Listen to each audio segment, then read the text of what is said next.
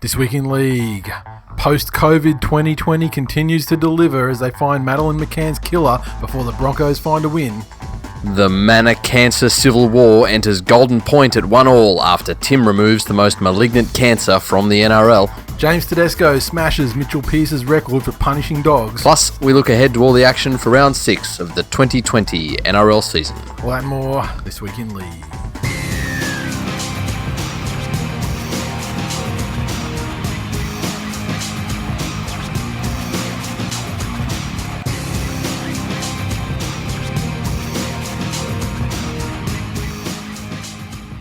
Welcome to episode 355 of This Week in League. I'm Nate. And I'm Jay. First things first, I'd like to wish a very happy birthday to the OGest of the OGs, really. I mean, like, we're talking first 3 fucking people to listen to the show, I would say. Long-time listeners will know of this person as Trotters or that fucking pig, if it was coming from Real Dad's mouth. But because the current regime of the show has far more respect for the listeners, we'll just call you Dev. Devon Head, happy birthday, my man. And fucking, what a year, you know? Yeah. If anyone needs some fucking inspiration. Exactly. The motherfucker's got himself fit. He's looking good. Yep. Brand new dad. Again, for the 4th time. Juggling fucking super sperm. Like, motherfucker can't look at women lest they become impregnated. Happy birthday, Dev. That's it. It's looking like a anorexic Keefe now at the moment. Yeah. Well, he sort of looks as I would imagine him to look after a man, like, ejaculates super sperm, like, just sort of shriveled and, you know, all of the moisture gone. Secondly, I neglected to mention this on last week's show. The Trustless shirts are going up for one more run by popular demand. Now, for people who listen who are also, like, in the Facebook group or on, social media, you'd be aware of this already. That's we've mentioned it. But for those who haven't, which is which we sometimes forget is the vast majority of the listenership. Yes. So for those who aren't on social media, the Trust Us shirts are back up. I'll probably leave them go till Sunday or so because they've been up for about a week and a half or so now anyway, or 2 weeks probably. So leave them up till Monday. The same by Monday morning if you get it in. And it's the second and final run of the Trustless shirts. We've already got more than enough to go ahead with. But if you're listening to the show and you aren't on social media, go to thisweekinleague.com, click on shop or store or whatever it is, and you'll see the Trust Us shirts up there. And this is your chance to get the shirt that people are and we promise we will actually give you one of those, not what would have been the greatest fucking troll ever, is charge you for it and then send you a different one just with the words, "You should have trusted us," emblazoned on the front. Or just like, "Untrustworthy cunt." I have trust issues. It's a shame that you couldn't fit like untrustworthy, remove the vowels or whatever, you fit that on 2 lines and then have like CNT down the bottom and make it like a Run DMC or like a Vision Streetwear design. And that's it for just the shit I wanted to get off my chest to start. Diving into the news and the first story. And look, if there's a rugby league podcast or news thing, like fan generated content that isn't leading with this, I'll be very fucking surprised.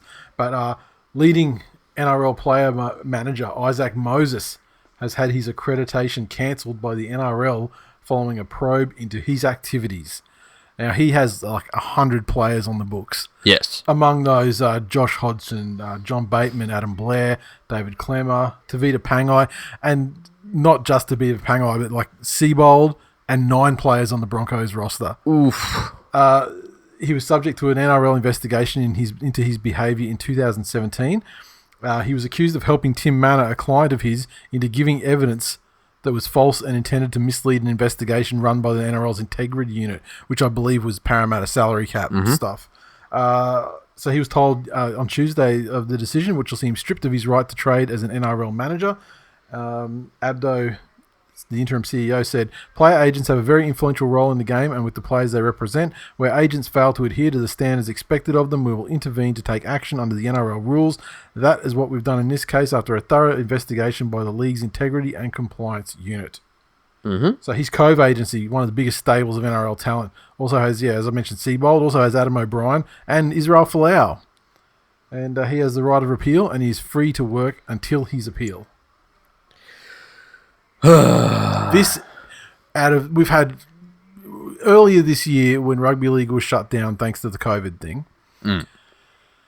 We've mentioned and we've spoken about just the way that the NRL community kind of came together and everyone was loving each other, and it was great. That was like the first time in a long time. Yes. This is the second time. Yes. This Moses thing. I haven't seen a single person, journalist, Joe Blogs, anybody speak up in his defense or any. It's amazing. Yes. And it's heartwarming to see because it's actually fucking true.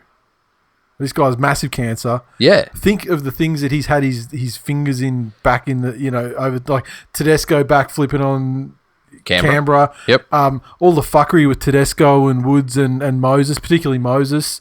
Yep. And the way that he ejected from. Let's not forget Brooks. Brooks was also considered essential at that stage, and he was the only one who signed on, thinking the other three were doing it. As well, and now he's stuck at that fucking dumpster fire. Yep. And they're not even letting him have Benji. They're not even letting him have Benji these days. Just think, when Moses is the person who is responsible for what is potentially a fantastic thing, a marquee player coming to your club, if they can't even get credit for that positivity, like if no one's at the moment going, oh yeah, look, 70% of the stuff he does is shit, but 30% of the time he's doing good stuff and bringing good players to your club. Like, you don't see like Parramatta fans going, oh, but he did bring us Mitchell Moses. Yeah, and Moses has been very, very good this year. Yeah. What does that tell you about who the person is and what they bring? Yeah. And parasite is the best term that I've heard because his entire business model involves clubs paying overs for the players. Which and then which in the trickle down effect takes increases the value of his 6.5%. Yeah. Significantly. Yeah. I mean, think like every extra $100,000 he can get on a player, that's 6.5 G straight in his pocket. That's it. And when you extrapolate that across the 100 players or coaches, I mean, coaches are getting more than mid-level player salaries as well these days. Correct. And it's a very good business. One of the upshots of this now is that players who are signed with the Cove agency or with perhaps with Moses as in particular as their agent now have the ability to sever their contracts with that agency, not with the club, thereby saving themselves 6.5% of their contracted value. Yep. Which is fucking huge. Yep. Imagine if you are like, I mean, someone like who's on a ton of cash. Clemmer's not on a small amount of money. Nope. So let's just say, do you know how much is Clemmer on? Didn't he go there for like 750, 800K? Okay, so 800K a year. Yeah. So that's like 50K a year straight back in his pocket. Like fucking tremendous. How good? Yep. Yeah. And I wonder when we can start. I haven't seen any of those dominoes start to fall yet, but I wonder when we will. And realistically, apart from the hassle of actually negotiating, what do players need a fucking agent for? Have a business manager or an accountant or somebody that looks after that, and surely they can accept the incoming fucking offers and then present them to you. I think the main sticking point for players, and it's probably just a confidence issue as well. Confidence in their ability to negotiate for themselves, with themselves being the person in the and like when and keeping it like business and not emotional, and like if the club comes back and which is why lowball and why don't they all have a fucking accountant? They all should be paying tax. They all should hopefully have a business manager that's investing for them. Yeah, I imagine that most or a large amount would be.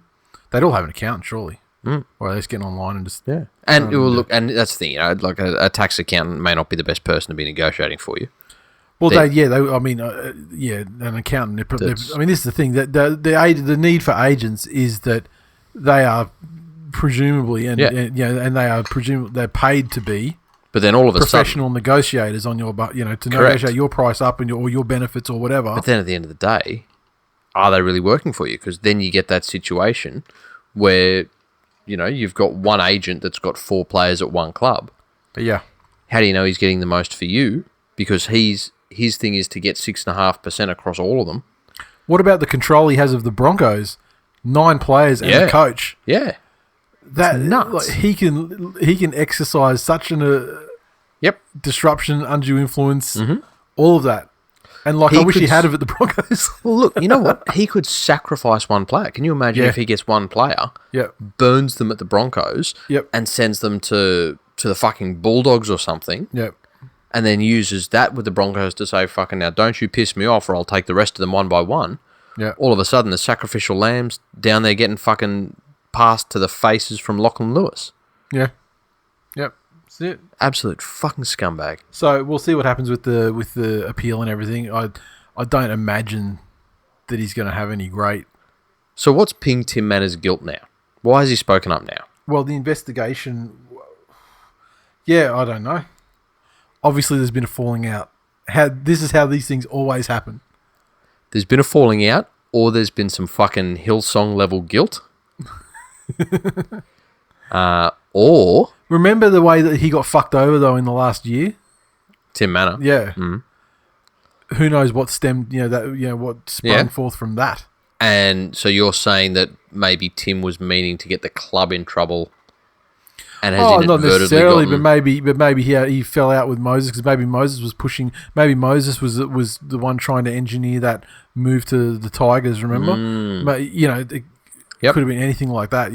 Maybe he just feels like his best interests weren't represented. You got to remember, maybe the other thing is as well that fucking Hillsongy community, which involves players like Jared Hayne and who isn't getting paid at the moment. Tell me Jared Hayne's not a fucking sour grape merchant. Maybe there was some pressure put on that, look, you need to come clean with this or I will. Yeah. I don't know. Either way. It's all speculation at this point. The door is now open for you and I to become player managers.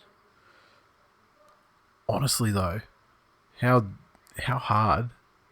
Really, it's just a matter... You know what? I would put on my business card that I would... Let's call it fucking hashtag Real Talk Player Agency. Yep. And when cunts come to us and go, oh, I think I'm worth more money elsewhere, we go, you're fucking not. Back in your corner, shut the fuck up, and stop dropping the football. There's your negotiation. Do you want to see how many clubs want to fucking Dropsy McShitface? Because I'll ring them right now. Oh, fuck, no one's answering. Fuck off. I don't think that bedside manner would be conducive to maintaining a large client list. We wouldn't have any millennial players on our books, that's for fucking sure. I'm not sure you'd have any. No, there's still some... Not many. If any. What you call it? Scribe agency or something. No, that's it. It's just NMIA. NMIAA. Okay. So, you got anything more to say about... I would really like there to be fucking more fallout over this. Yep. Because this should bring into question. It's like long time OG superfan Hammers pointed out. This really should bring every fucking contract he has registered ever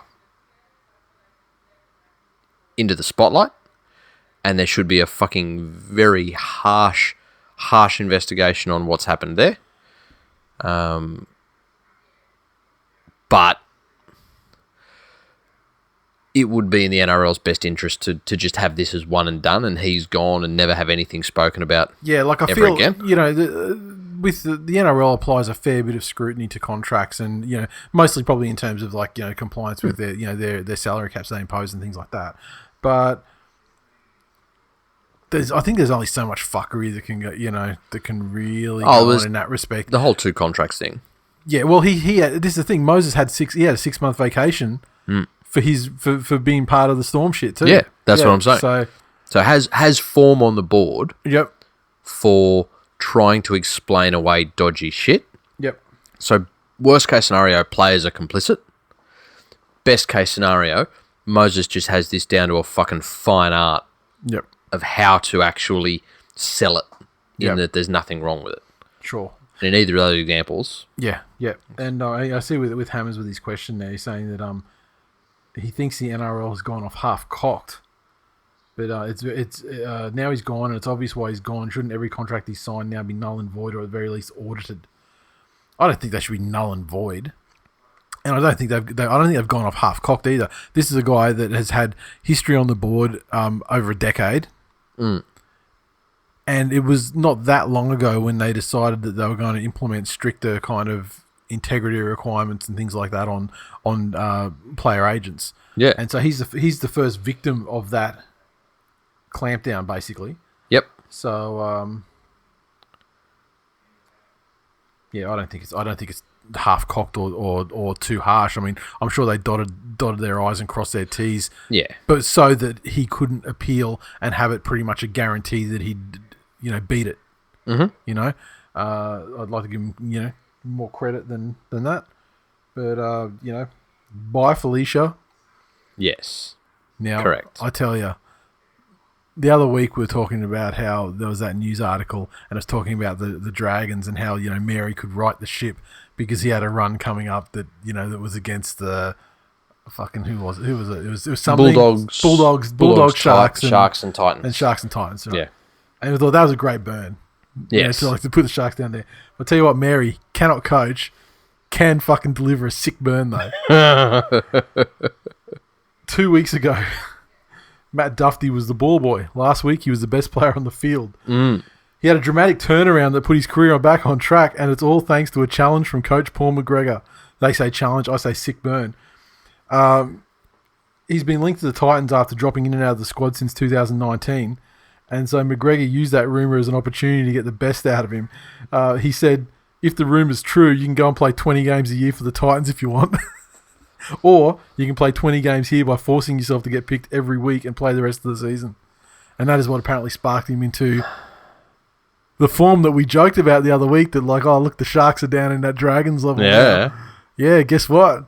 You're beneath it now. And I would just like to point out that whilst the Dragons, who are probably the biggest shit fight of the entire league, are...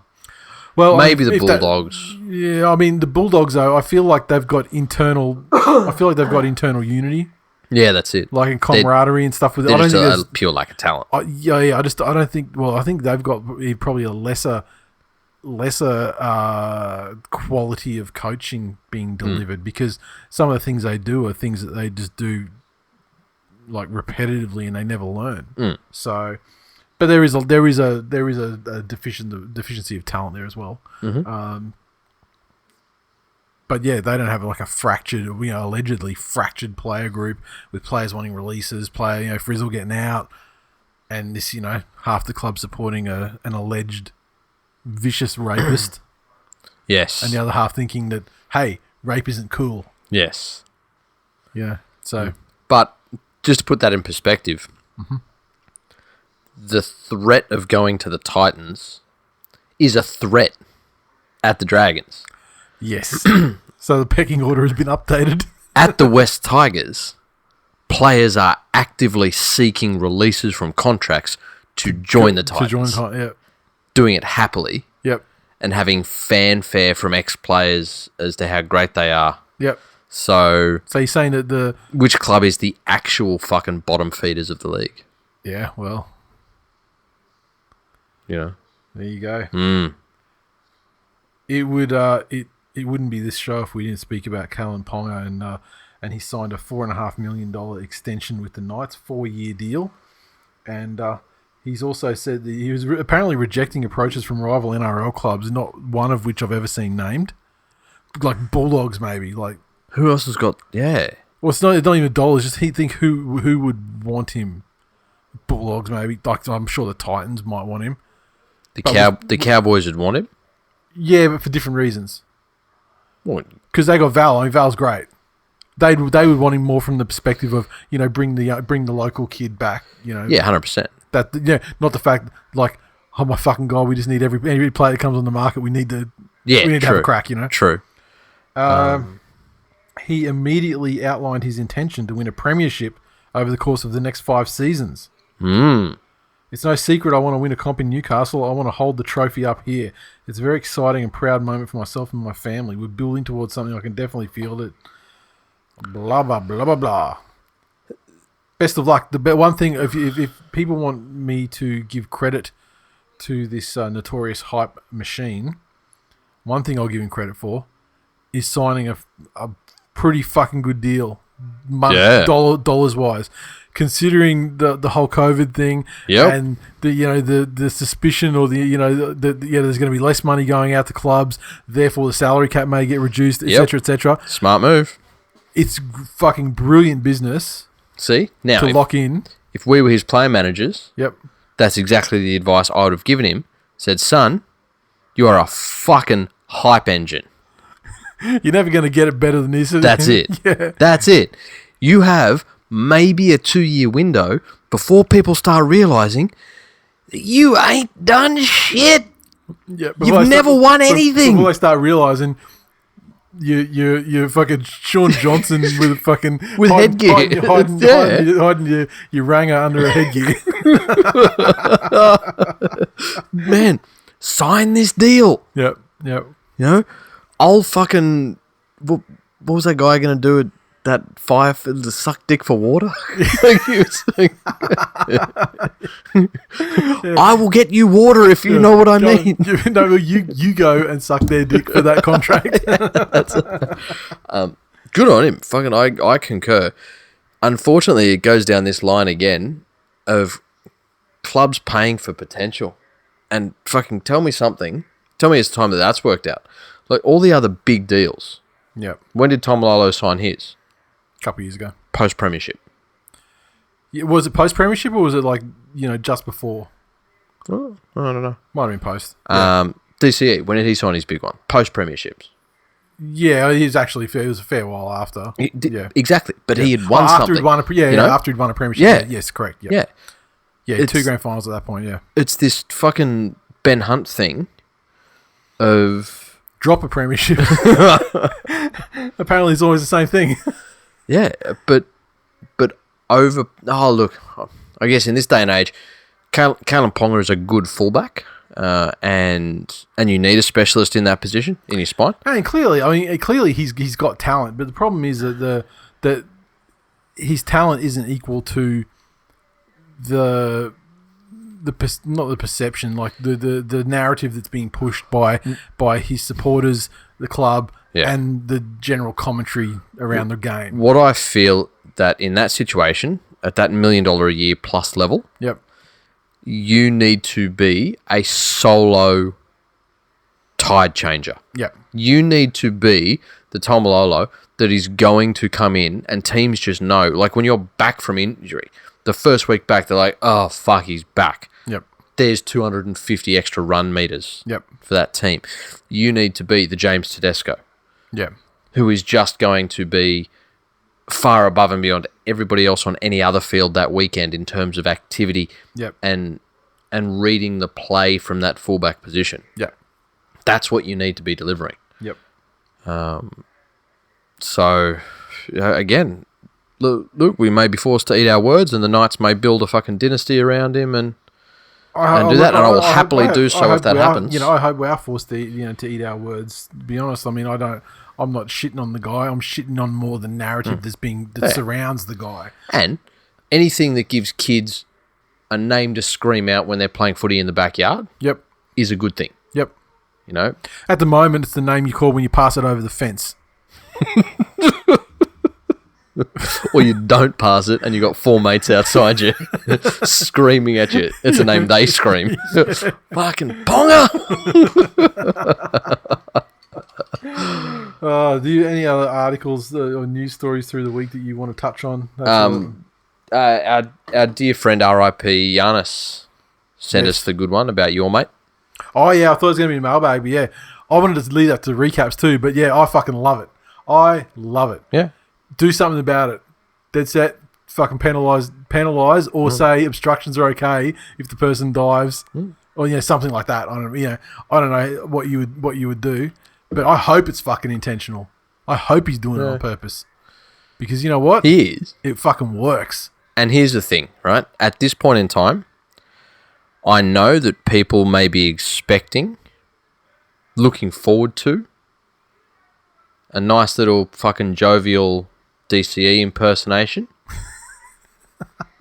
But this is more serious than that. It's exactly the same as what the fucking purple cheating cunts do in terms of the wrestle and the chicken wings. It is taking... chicken wings are actually it's illegal. Taking the rule of a game and it is twisting it so you are no longer within the spirit of the rules of the game to try and get an advantage. Yeah, it's fucked. It's not in the spirit of the game, but you know what? There is an easy way to stop it. You know how you stop it? Receive the ball on the outside the shoulder. Yeah, that's 100%. it. If you receive the ball outside the shoulder, it doesn't fucking matter what they do.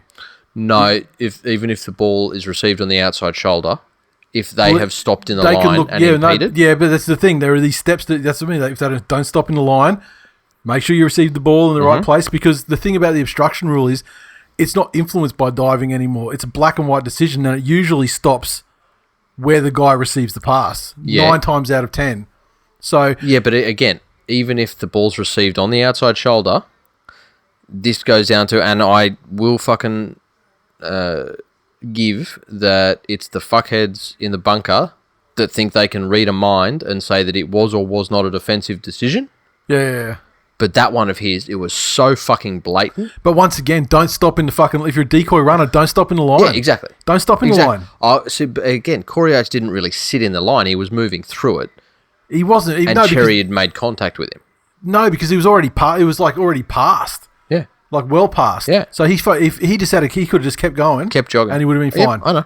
So here's the thing. There's so many black and white steps to obstruction these days. If you can cross those T's and dot those I's. But Cherry Evans has got a history of it. I'm just trying to say that plays like that... They just take him out. I mean, they target him. These decoy runners just keep targeting him. Because he's a fucking turnstile. But it goes to this fucking shit undercurrent in the league of, okay, so here's the rule.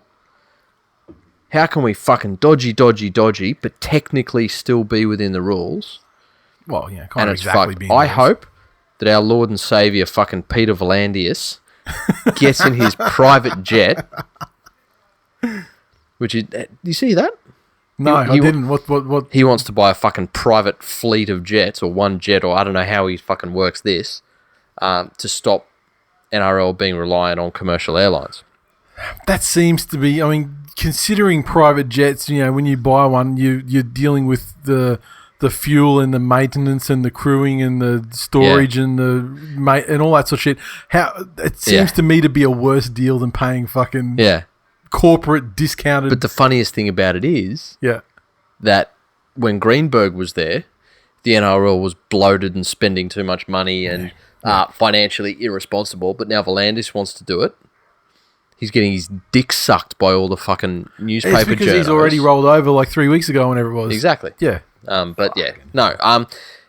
again, I half taking the piss at DCE here, but it's fucked that people can dive like that and get a result. I would love if they came out and said, you know what, if you fucking obviously take a dive, so obviously, which is no different to them trying to mind read and say if it was or wasn't a defensive decision. Yeah. But say if you take a dive, it's an instant fucking 10 in the bin for sending the game into disrepute. It's not fucking soccer.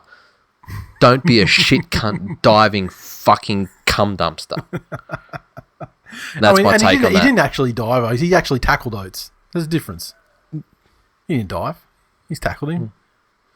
Fucking smashed him, I dare say. Probably. Put him on his fucking ass. Welcome to the second row, bitch. So nothing else? Nope. Moving on. No.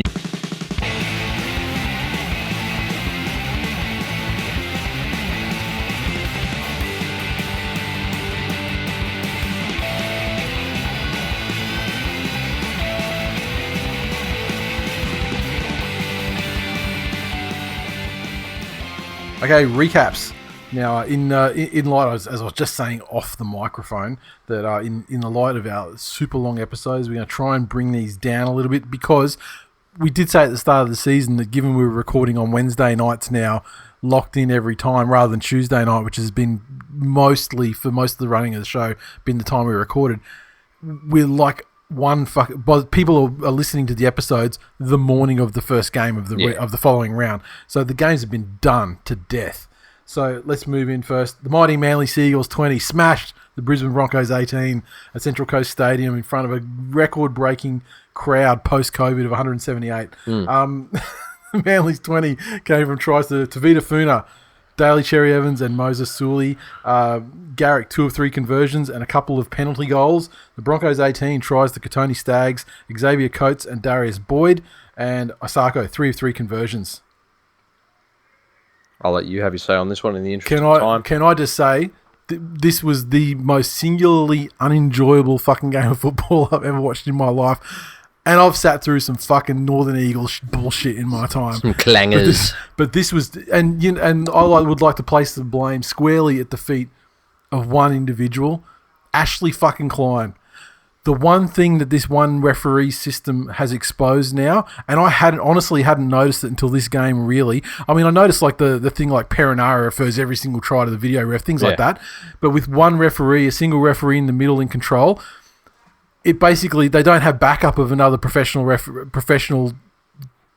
first grade game managing referee as their backup to remind them of the fucking rules, to look at stuff. And like Ashley Klein, there were a couple of occasions there where it looked like he just didn't know what the fucking rules were. Yeah, and the way that, and he just seems to be so prone. And I would never allege any impropriety or anything like that. But if a referee did want to indulge in something like that, there's never been a greater time than now for a referee to absolutely dictate how the game's going to go. Mm-hmm. Teams have got to score tries and players have got to score points. Yep. They've got to do the work. It. But with this subjective 6 again thing and the way that they're... And like you've seen it in so many games this year where the first half one team gets all the 6 agains and in the second half the other team gets all the 6 agains and shit like that. And wins it a 6 again, wins it a penalty. And it just made for a fucking unenjoyable encounter. Yeah, it is interesting. I was having a chat with another mate who we were talking about it, and we couldn't get our heads around, and it wasn't in this game, but it's apt you bring it up, what exactly is a 6 again call? Because what conditions have to be met to be awarded? Previously, all the penalties given, they weren't all for ruck infringements. There was a bunch of other stuff. There was like holding the guy down. There was crowding. There was, offside. That's it. Yep. Now, how is that the onus is on the offensive team to get up quickly to play the ball? Yep.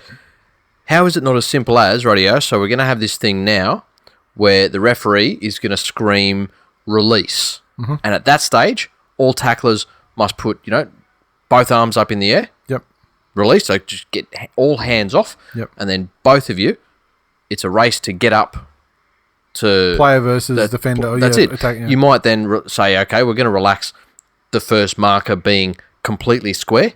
Okay. You've just got to get up as fast as you can. Yep. But or at least one of them does, because the punishment if you don't is that the dummy half can just run straight up the guts. That's it. Yep. But it's strange and it's evolving, and that was something we didn't speak about in the news, but they are looking at a trend did definitely emerge that teams have learned how to game the system by muscling up in defence and humping people in the first or second tackle. Yep. Because at the end of the day, it doesn't really matter that much if it's just the one tackle. Obviously, better showing from the Broncos forwards early on in the game, and with a young forward pack, confidence is huge.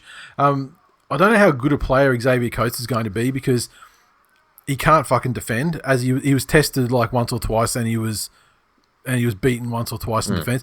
But at 194 centimeters, he is such just a genetic matchup advantage against fucking anybody, probably.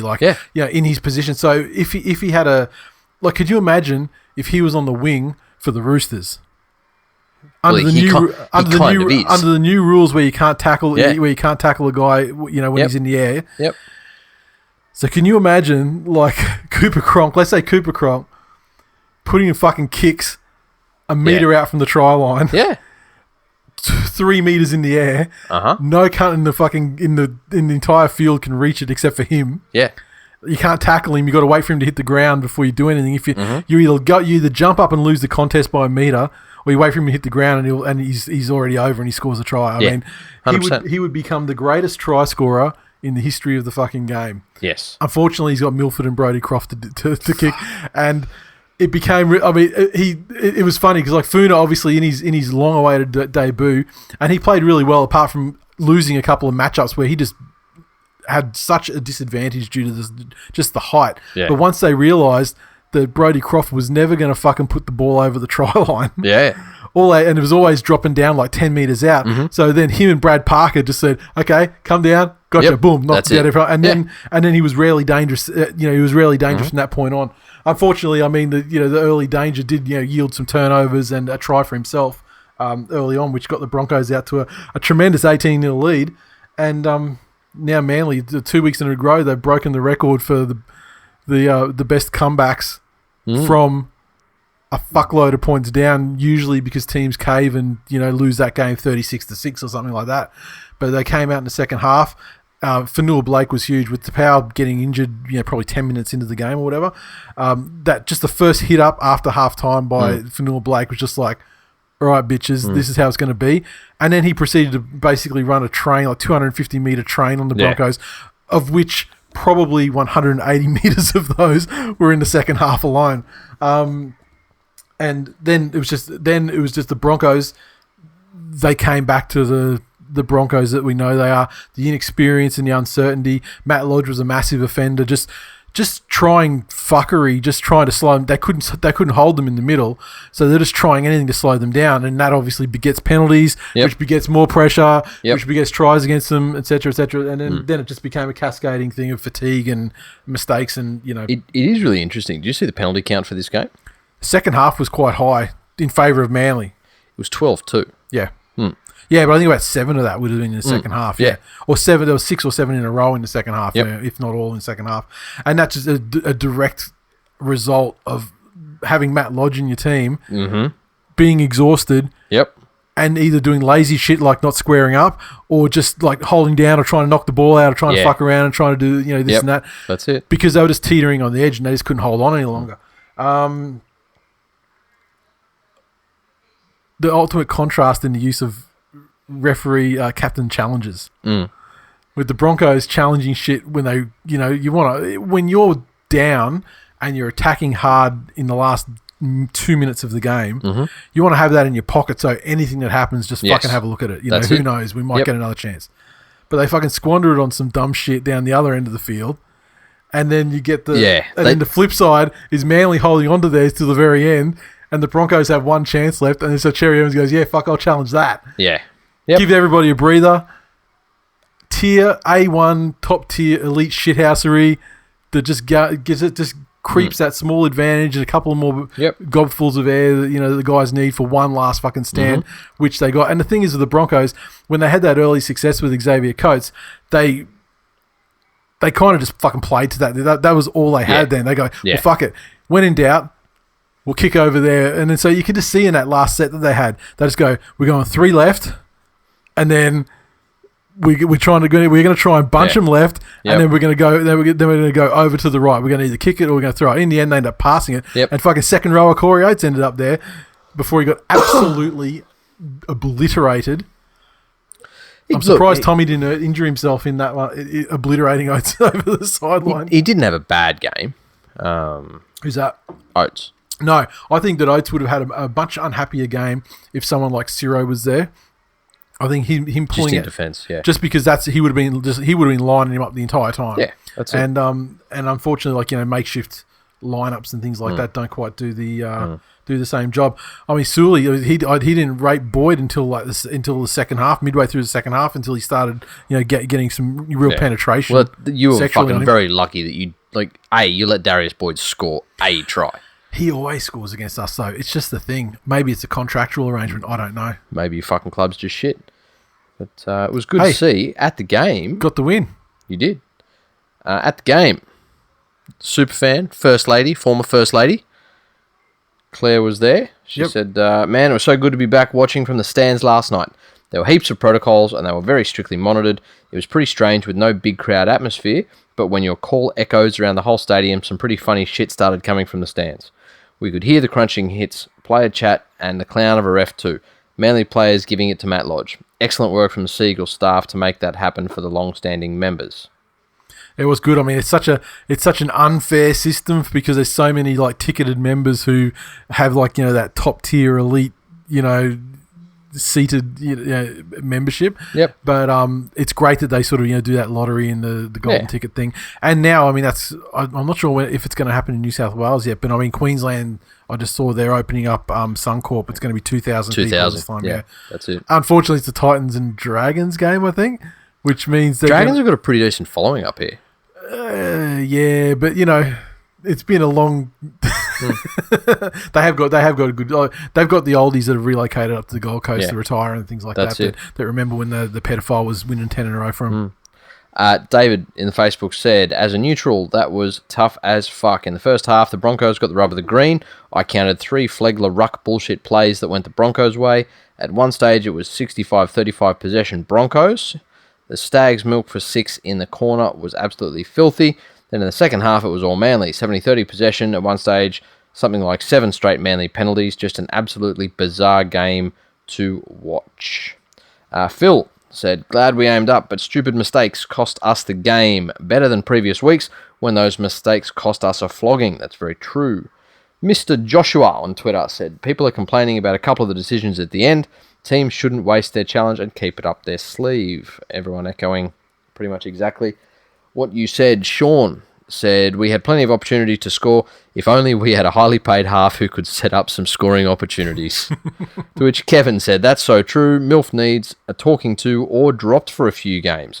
I'm so over him drifting in and out of games. How true is that? You got fucking Benji, who's winning games almost single-handedly, getting dropped. Yeah. And Milf's on $1 million a year. Yeah, I guess that's the important thing, isn't it? That's it. It's hard to have $1 million with no lower grade competition in action at the moment. It's hard to have $1 million just sat on the sidelines.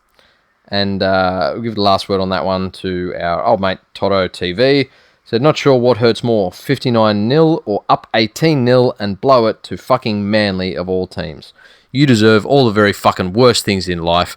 Don't be a fucking smart-ass cunt. I actually replied to that and said, look, the important thing is, as long as it hurt. It was satisfying. One of the most repugnant games we ever watched and had to live through. Unenjoyable to the max. But the afterglow was fucking mint. Yes, it was. The Warriors 37 defeated North Queensland Cowboys 26. Fucking mayhem. Central Coast Stadium. The Warriors 37 came from tries to Herbert, Katoa, Pompey, Carl Lawton, and a hat trick to main man Peter Hiku. He's back. Nicarima, 3 of 6 conversions and a penalty goal and a field goal. And the Cowboys 26 came from tries to Valentine Holmes, Justin O'Neill, murderous Frank Molo, and a double to Kyle Felt, who also got 3 of 5 conversions. This was like the most enjoyable game of the round for me, I think. You remember a couple of years back when the Warriors graduated from Rocks and Diamonds within a game to complete Rocks or Diamonds game to game? Yeah. So they'd have one game where they were just absolute fucking trash. Yeah. And then another game where they'd come out and just be world beaters. Yeah. 2020. Yeah. You know, who'd have thunk? Maybe it was COVID-16. You know, who'd have thunk? You get a group of guys that have arguably the best mix of size and athleticism in the league. A dynamic fucking fullback. One half that can on his day be up there with the best of the best as a game manager, and another half to counter him, who's small and crafty and good at accelerating, 0 to 100 very, very quickly. Who'd have thunk if they just hold the ball and guts things out and don't do that Warriors stuff where, as soon as the ball passes them in the defensive line, they think that it can never ever come back to their side. Yeah. They got past that. Was last year, was it, or was the year before that? There was a time there where they actually got past that. I think it was last year. Yeah, or at least the first half of last year. But they actually stopped that shit. Yeah, and could tackle. And it just creeps back in. But it does. But look, I will celebrate every Warriors win that they get in this season, with the conditions under which they're suffering, and except against my team, and this was an entertaining game because it was just tries galore, and especially at the end. And it was like, the Warriors did enough to pull away, and they had the game won. But then the Cowboys, they had another crack, and it wasn't like super out of the question. It was very entertaining, and Cody Nikarima loving his new role. As a non-Bronco. As a non-Bronco, and also installed as a half again, thanks to mate Steve Kearney watching my Twitch streams. Where I used the lethal duo of Greeny and Nikarima to great effect. But just looking at it, the Warriors missed 16 tackles that match. Yep. Normally you look at their stats. That's like 35. Yeah, they're up, high 20s, mid 30s. And that's a standard week for them. Yep. Now, they still leaked points. It's not like they held the Cowboys to 0. Yeah. But that's not a Cowboy side without attacking weapons. That's it. But when they can control the tempo of a game, that Warriors side. One disappointing thing, though, is where all of the Warriors fans were. Because I don't know where they were. But Josh said, Clifford is too much of an excited puppy with a ball. He's young. I don't mind him. I rate him. You think the Cowboys are going to be okay post-Granville? Well, they're going to have to be, right? They got to be. Yeah. That's how it is. Any word on where he's going to turn up yet? No. Is he officially out yet, or is it just like he's good to go if he can find a place? I think that's where it is. Yeah. Okay. James said, Eli the best Katoa, a Melbourne Storm form Adam Blair, and Cody played with a level of creativity unbecoming of a former Bronco half. Sums it up nicely. Troy said, cut and paste again. Fuck rugby league. And we will give the final word to an OG listener with an OG style of comment. A hiku haiku. Oh. Peter, have no seen you in a very long time. I hope you go to Club Troppo after a good game. Local thoughts will give a good time. That's fantastic. It is the concept is fantastic, and I know that in the year of our Lord 2020, the haiku form does allow for some variability in structure regarding syllables per line and number of lines. But my God, that couldn't have been further away from haiku structure. I don't know. Maybe I read it wrong. No. I mean, the fact that it had more than 3 lines is the first. I remember seeing it on Peter, have no seen you in a very long time. I hope you go to Club Troppo. After a good game, local thoughts will give a good time. Yeah. There you are. That seems like there's like 5 to 7 lines there. Fuck it. I don't know. The Parramatta Eels 16 defeated the Penrith Panthers 10 at Bankwest, and the Eels 16 tries to it was a Wanga Blake revenge game. Yeah, it certainly was. And he acted accordingly. Gutherson and Madison with tries. Moses 2 of 3 conversions. Panthers 10 came through tries to Brian To'o and Josh Mansour. And Cleary 1 of 2 conversions. What did you make of this one? Overall, I'm really, really happy with this game in terms of the way that the team played together for the most part of 80 minutes. The difference, I think, was losing TWiL early because that meant that there was just that little bit more fatigue in the boys, and that there was a 10-minute stretch, maybe not even that, maybe a 6-minute stretch, where Crichton's just fucking forgotten where he was. Yeah. And Blake got... He was listening to the show last week where we were fucking pumping him up. Yeah, that's it. I've told you before, the riskiest thing in the world is a Penrith Panthers player that realises they might be a good player. That's fucking kryptonite. But looking across the team, the forwards again were absolutely solid. They kept their mistakes in check. They're keeping their penalties in check. Cleary was absolutely fucking masterful coming back just in terms of how he directed their sets, and they're starting to get to that style of play that I've been aching for the longest time, in that think of everything as a 2-set matchup, you know? End your offensive set to begin your defensive set. It's not that Penrith thing of every single kick needs to be a fucking attacking Hail Mary, high risk, high reward kick that if it doesn't go our way, which the majority of them don't, ends up with the other team starting their set off on the 30. Yeah.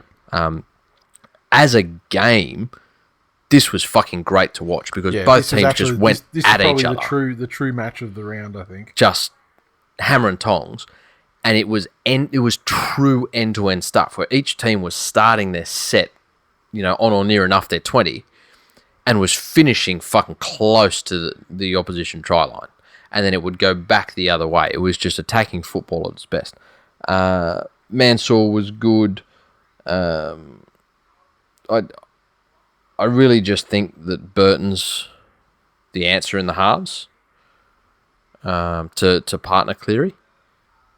But there wasn't a lot that Luai did wrong. Obviously the week before his fifth tackle options weren't great. This week I think he did a better job of just supporting. I think he is better in that supporting role.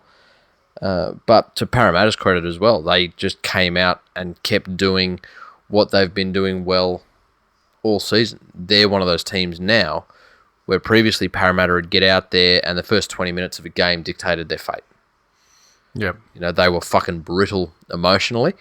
And now I think purely on the back of Mitchell Moses, that team's got some belief. Because he's just that annoying little fucking dog with a bone that'll keep going and keep going and keep going and keep going. He identified that there was a potential weakness in the Penrith line, and it was around some fucking youth. And he went at it and got results. Hit some tweets. First comment goes to Shunter. Penrith fucking tragic. Said not too upset about losing that. Still a couple of tweaks to be made to the side, but overall happy with the squad. Get Birdo starting at 6 to begin with. Hashtag Spurton for Burton. It's a fucking thing. It's Yeary of Cleary, Spurton for Burton. They're your choices for hashtag of the year. Fucking live with it. I'll tell you, if I had to choose one, I'd take Spurton for Burton. Chris said, Para handed a victory by a dud coaching decision. Starting Luai over Burton was the wrong decision. Sick of losing these fucking revenge games. Hashtag, don't feary, the Yeary of Cleary is still heary. Zoran said, fuck me, I hate how Para play. When defending, they continually jump early. They definitely train for it as they go early all as one to hide the obvious tactic. In saying that, Penrith are the new Mars bar team. Hold a lead, you TikTok indie porn video blogging millennial sperm. Did you see the way the Eels are trolling Cleary in that as well in the game?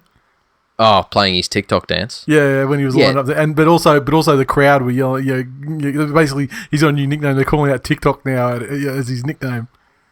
So that's typical fucking. And that's why he disappeared in the second half because he's like fucking.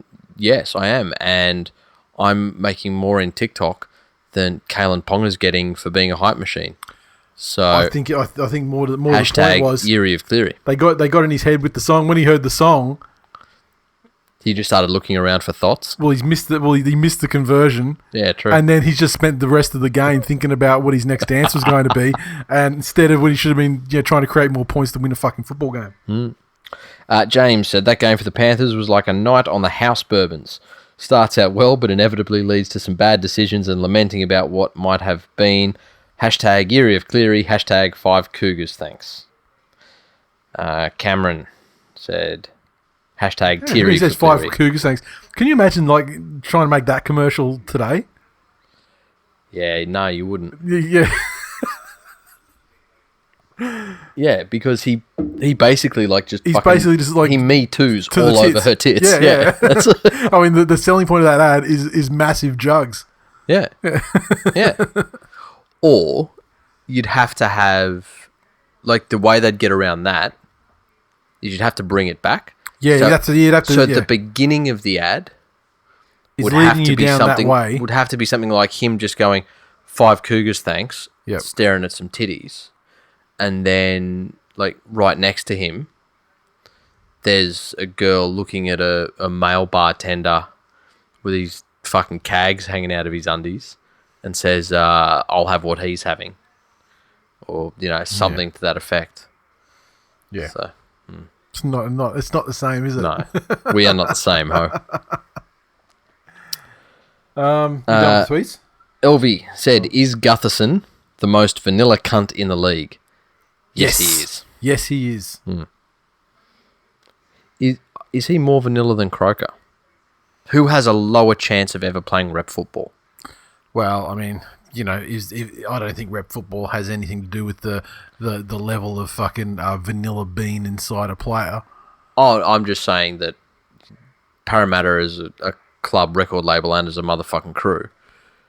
I'm with you. They're king. Like, they've called this guy king. Yeah. Which just it just shows that they've got extremely low standards for role in models. other sports, people get the nickname king generally in the conversation between them and another player as the greatest of all time. Well, I'm talking King James. Yeah, LeBron. Yeah, but but let's take it back to rugby league. Fucking Wally Lewis, regarded widely as one of the greatest to ever play the game. Yeah. He was King Wally. Yes. And now they've got this fucking do nothing, win nothing fucking vanilla Gronk who's fucking he's the king of fucking blowing ACLs. He's fucking King Nilla Ice. Fuck. Parramatta, you fucking sad rabble. Fuck off back to obscurity. You good? Yep, not bitter at all. The Rabbitohs 32 defeat. No, it wasn't. Are you okay? It was like if you finished the tweets. Yes. The South Sydney Rabbitohs 32 defeat the Gold Coast Titans 12 at Bankwest. Crowd of 415. The Rabbitohs 32 came through tries to Latrell, Alex Johnson, Braden Burns, and a double to Gay Guy. Reynolds 5 of 5 conversions and a penalty goal. The Titans 12 came from tries to Sammy and Bryce Cartwright. Ash Taylor 2 of 2 conversions. Well, Cody back. Rabbitohs. Fucking run, rabbit, run. Rabbitohs back, but also, and like Latrell, he is still not a fullback. No matter how much they want to fucking say he is. But with Cody back in the side, he is fucking deadly in attack. Yes. Like, he was deadly. Yes. So I guess it was, okay, it was the Titans. But fullback woes aside, he could have walked off the field with a buzz and a smile on his face because he was great in attack. That was exactly the game that he needed. And this is the thing with Latrell. You're going to get, like, that fucking flick on that he does, that he is close to perfected. Mm-hmm. You get that. He throws that bullet cutout pass that, most good attacking fullbacks can throw these days. And there was that game last week where he went to try that pass and the ball just went straight forward, slipped out of his hands. But the more he starts to tip the scales towards the highlight play, apart from the fuck-up play, the better he's going to get. And it's that, self-fulfilling prophecy that the better he gets, the more confidence he gets, the better he gets. So it was an absolutely perfectly timed game. To the Titans' credit, in the beginning, they came out there and stuck with one of the heavyweights of the competition. They had a better than expected game the week before and knocked off opposition they weren't expected to. Yeah, and I mean, and then the game got to the point where it was gone from them, by half time. But the second half, they actually fought pretty hard. Yeah. And the thing with the Titans, they did that Titan thing, So the Bunnies went out early, and the Titans hit back, and they hit back well. Mm-hmm. You know, it was a simple play, but it was well executed. It was crisp. And then the set after points they knock on. Mm-hmm. It's just that pure Titans thing where they do something great and then sabotage themselves. So it's kind of like how I live my life. It's kind of like a metaphor for the Gold Coast itself. Who's gonna sabotage their whole day? That's me. That's me. Look, I thought Fogarty was clean. His kick placement was good. The fact that the Titans probably held a little bit of ascendancy for the second half will give them a little bit of confidence in what they can do. And also for Souths. Again, it was the Titans, and maybe they weren't ever really in danger. Yep. But the fact that Souths could take that pressure and really play on with it, I think will do them. Latrell's fucking move on Jai Arrow, that was one of the prettiest things I've seen on a football field this year. Yep. Was probably going to be the move of the round until Teddy had his fucking physics bending, like, I'm moving this way and I'm gathering the ball the other way, and like not understanding how forces work. But yeah, good on the Rabbits. Hit some tweets. Ben said, am I the only one who thinks the Titans played well? A few things didn't quite stick to blow the final score out. No, we think that as well.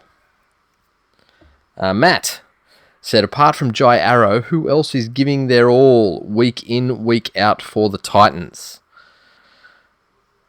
I think Ash Taylor's getting better. Yeah. He's still not what he probably should be at this stage of his career. Who'd they say is the one that's giving the... Jai Arrow. Oh, what about Mo as well?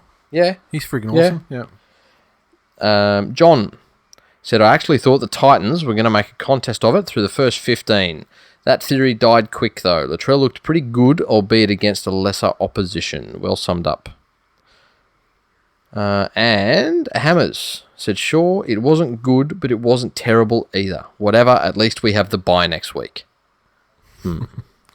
Famous last words. Yes. That may have been revised after Sunday football. You done? Yeah. The Storm, 26, or as the fans like to call them, the Storms, 26 defeat the Newcastle Knights 12 at Central Coast Stadium. No crowd figure there that I have. The Storm, 26, came through tries to Riley Jacks, Cameron Smith, Brandon Smith, superhuman, and Tino Fasimaluai with the last one. Cameron Smith, 4 of 4 conversions and a penalty goal. The Knights, 12, came through tries to Bradman Best and Edric Lee. Ponga, 1 of 2 conversions and a penalty goal. So Edric Lee would go close to my vote so far in the season. Yeah. For most improved player. Yeah. And just because, like, you know, he was always athletically gifted. Yep. Had some fucking fumbles in him. But the consistency that he's played with, I think, has been a major part of this Knights team to give them some strike power in their back line, apart from Ponga. Because, you know, Ponga's always going to be there. They're always going to involve him in their plays. But Edric's been fucking very, very good. This one, unfortunately, was they got the dud Pierce. You know, the week before, Mitchell Pearce was you'd look at him and you'd think, okay, that's a representative level half. Yep.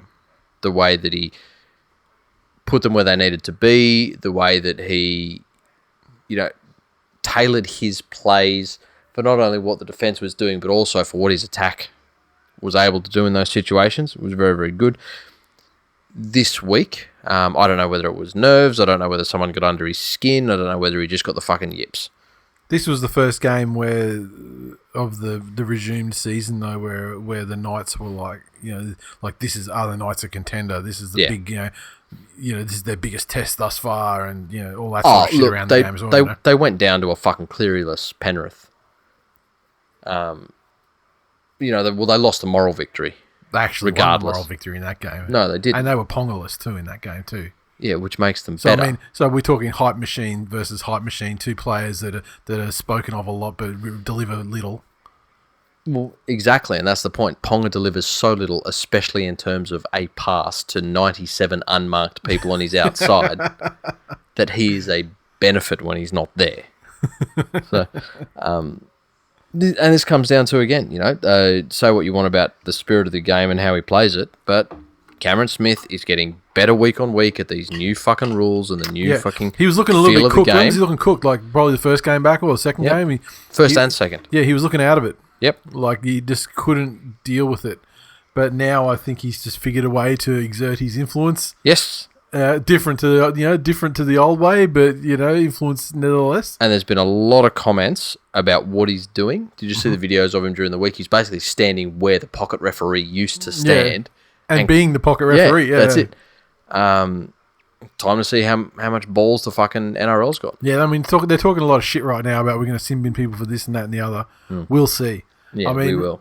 Well, I mean, remember when they had this? They started sin binning people fucking heaps. Was it like started last year for holding down or wrestle or and it actually did. It actually worked, but they lost their nerve because people were like, "Oh, fucking too many sin bins." It's, it wasn't that. It was too many penalties because it was slowing the game down. Yeah.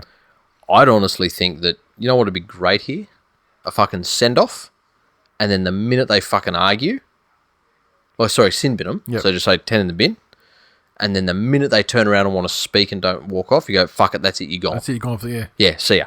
Fuck off. Upgrade to the deluxe package. Yeah, that's it. Yep. That'd be wonderful. Brandon Smith, fucking superhuman, that try, which was the one that basically iced the game for him. How he fucking scored that try under like 3-4 fucking people. That dude is fucking tough, man. Like, so put yourself your Bellamy, right? It's true, I am a massive cunt. Sorry? Oh, look, I would suggest Bellamy is a fucking hero. So, I'd say he's not a cunt at all. Why is he a hero? Because he fucking gets what he wants by threatening the safety of people's families. Yeah, that's fair enough. I like the cut of his jib. So you have, at the moment, a tale of three hookers. Yes. You have Captain Cuntox, who won't actually fucking tell anyone what he's doing. Captain Cockroach, who just won't fucking die. Yeah. You have Superhuman. Yep.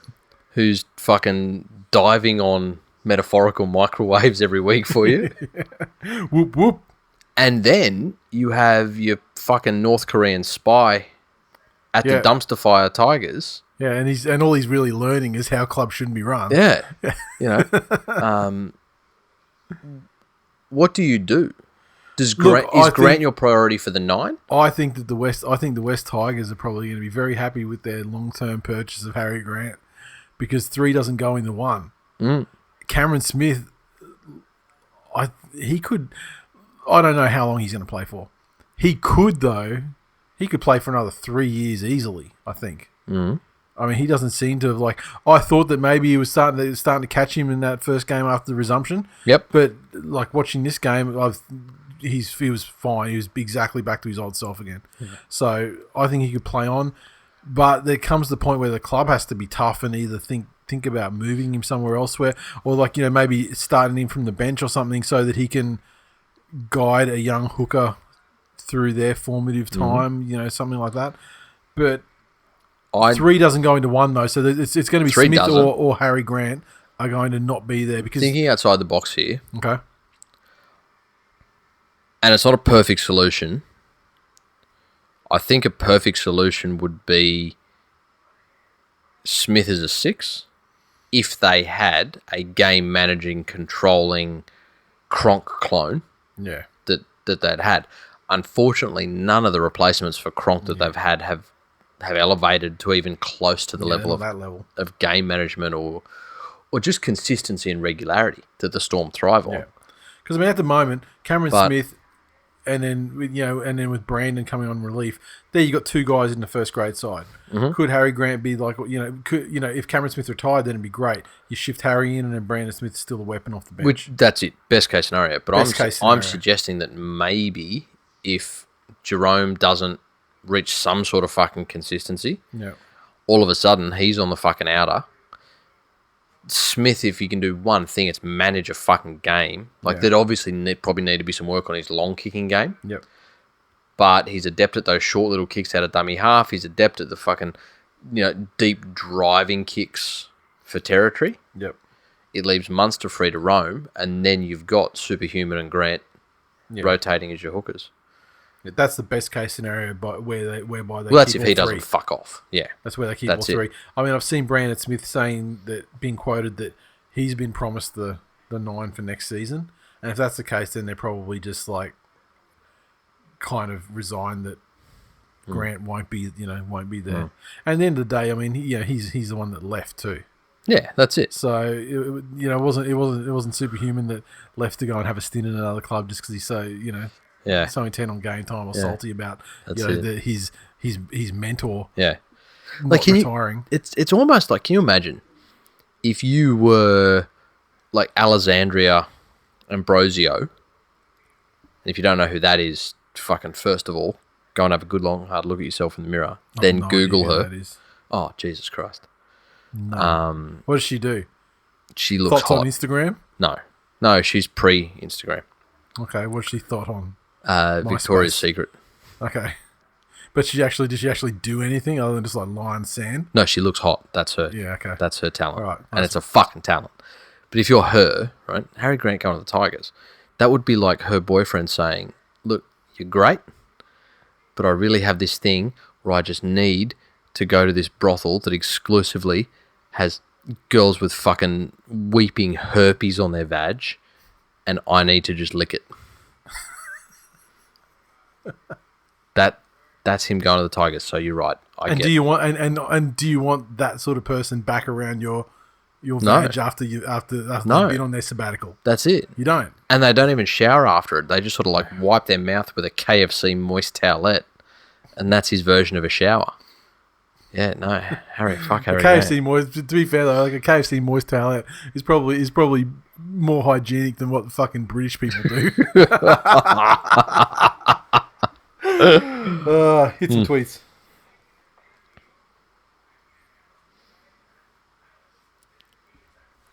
Fuck, did we get any tweets for that? I don't know. Maybe not. I'm sure Super Grover said something.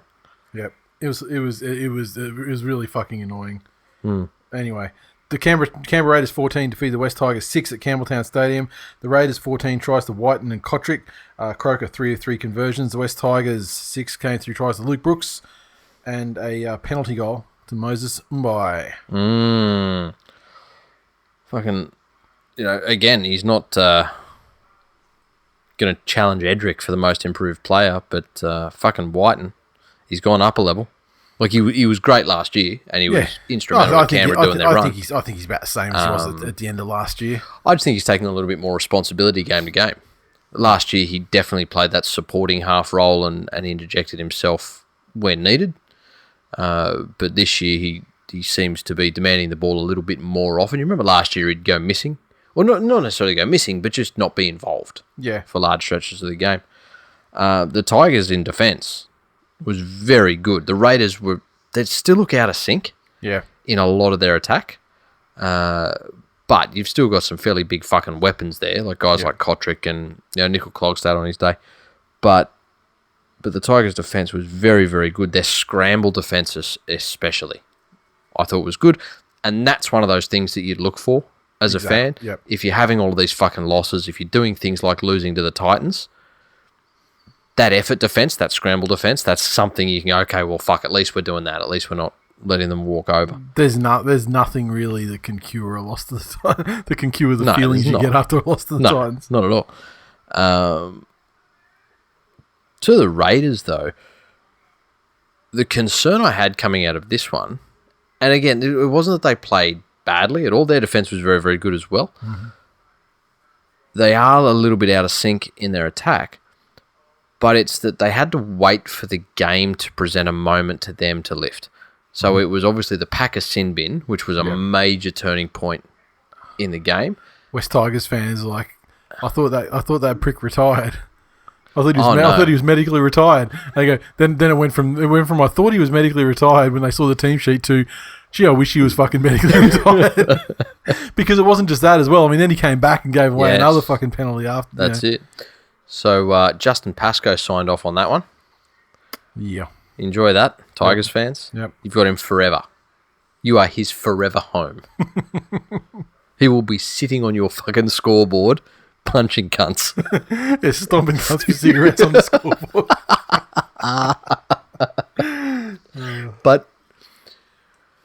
But that Raiders side really should have, given what they went through last year together, really should have the fucking minerals to lift themselves in a match, to realise, hey, this has turned into a fucking swamp grind that we didn't expect. Yep. We need to come together, lift our intensity and get out of this.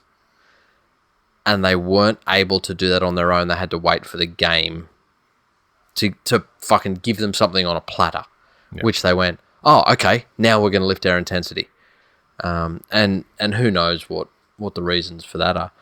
But they did enough. You know, Harry Grant was fucking brilliant again for the Tigers if they can keep him long term. Reynolds, what do you think of the Reynolds versus Benji experiment? Look, he was solid actually. I mean, like I was hoping he would spectacularly crash and burn. You know, because how dare they fucking drop Benji? But he wasn't terrible. Mm-hmm. However, the fact that the Tigers scored 6 points and that 6 points was scored through a scramble off a high kick. Yeah. I mean, you know, maybe you could do with someone that can generate some, you know, more offense. Yep. Because I don't see Reynolds as that guy. No. Reynolds is a solid anchor for Brooks, but Brooks ain't going to step up. He's fucking too scared to do anything. Yeah, that's it. Yeah. Yeah, hasn't he fucking gone into a shell this year? Like, he was a lot of things, but he was never the guy that would shirk. No. He might not pull the right trigger, but he's socially distancing himself right now from the game of rugby league and the responsibilities that he... he's an early leader for the Madeline McCann Trophy at this year's TWiLies. Yeah, is that a trophy now? Apparently. I'm all for it. Correct. Dylan in the Facebook group said, I literally had a nightmare last night that I was a West Tigers fan and we finished 9th. I'm a Panthers fan and it woke me up abruptly. John said, that was a solid game. Both teams defended very well.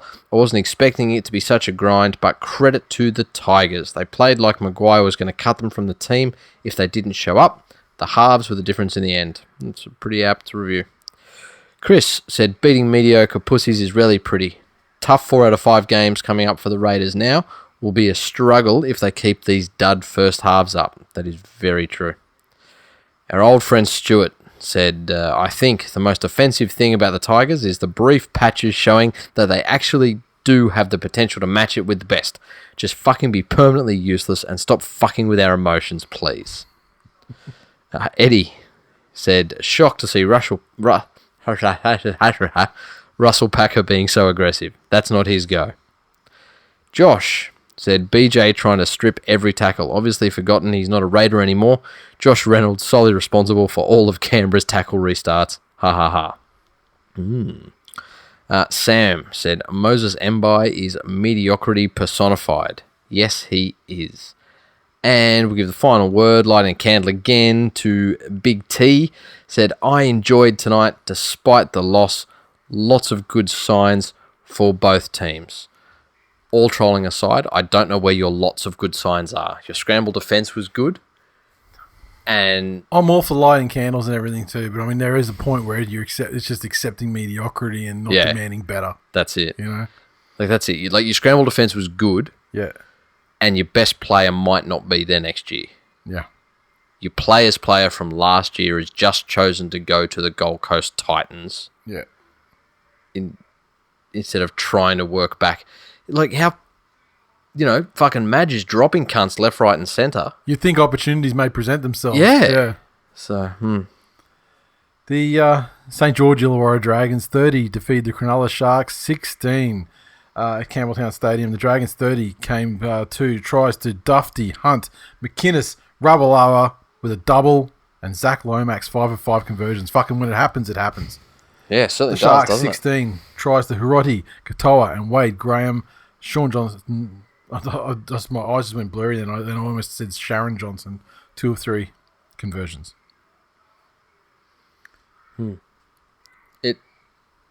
It's right. I've sat there and I've tried to think of all of the possible reasons, and I've come up with some fucking doozies. But even down to the fact that is half of the Dragons' problems just that they don't fucking know who's who and where they are. Like Mary seems to chop and change so much, and he doesn't really. I mean, how many times has he actually given a lineup to actually settle and see what it can? This is the thing, and I mean, I get it. He's under the pump, and he has to try and turn things around week on week immediately. But so much of rugby league is combinations and familiarity. Yep. And that goes down to, well, okay, I know that our fucking halves are Hunt and Norman. Mm-hmm. And I know what the back of Corey Norman's head looks like. Mm-hmm. And so I know where the back of his head is and where I need to be in terms of that and where I'm running on this play. Yep. And now all of a sudden, oh, no, hang on, he's fucking fullback this week. And so, Ben Hunt's on the bench. So I see him here, it can't be fucking good. Looking at that as well, that they've got $1 million player, $1 million a season player as a bench utility. Yep. That's... And obviously you do the best thing for the team. If that's his best position and that's where you're winning, then you just fucking chew up the fact that you have the world's most expensive super sub. Yep. But really, the issue I have with that is Ben Hunt doesn't seem to be on board with it. No, he doesn't. He's publicly stated he wants to. Yeah, he wants to play in the halves. That's it. But at the same time, I mean, he wants to play first grade too, I think. And with each game that happens like this, it makes his arguments weaker. Yeah, because he's actually quite good as a super sub. Yeah, 100%.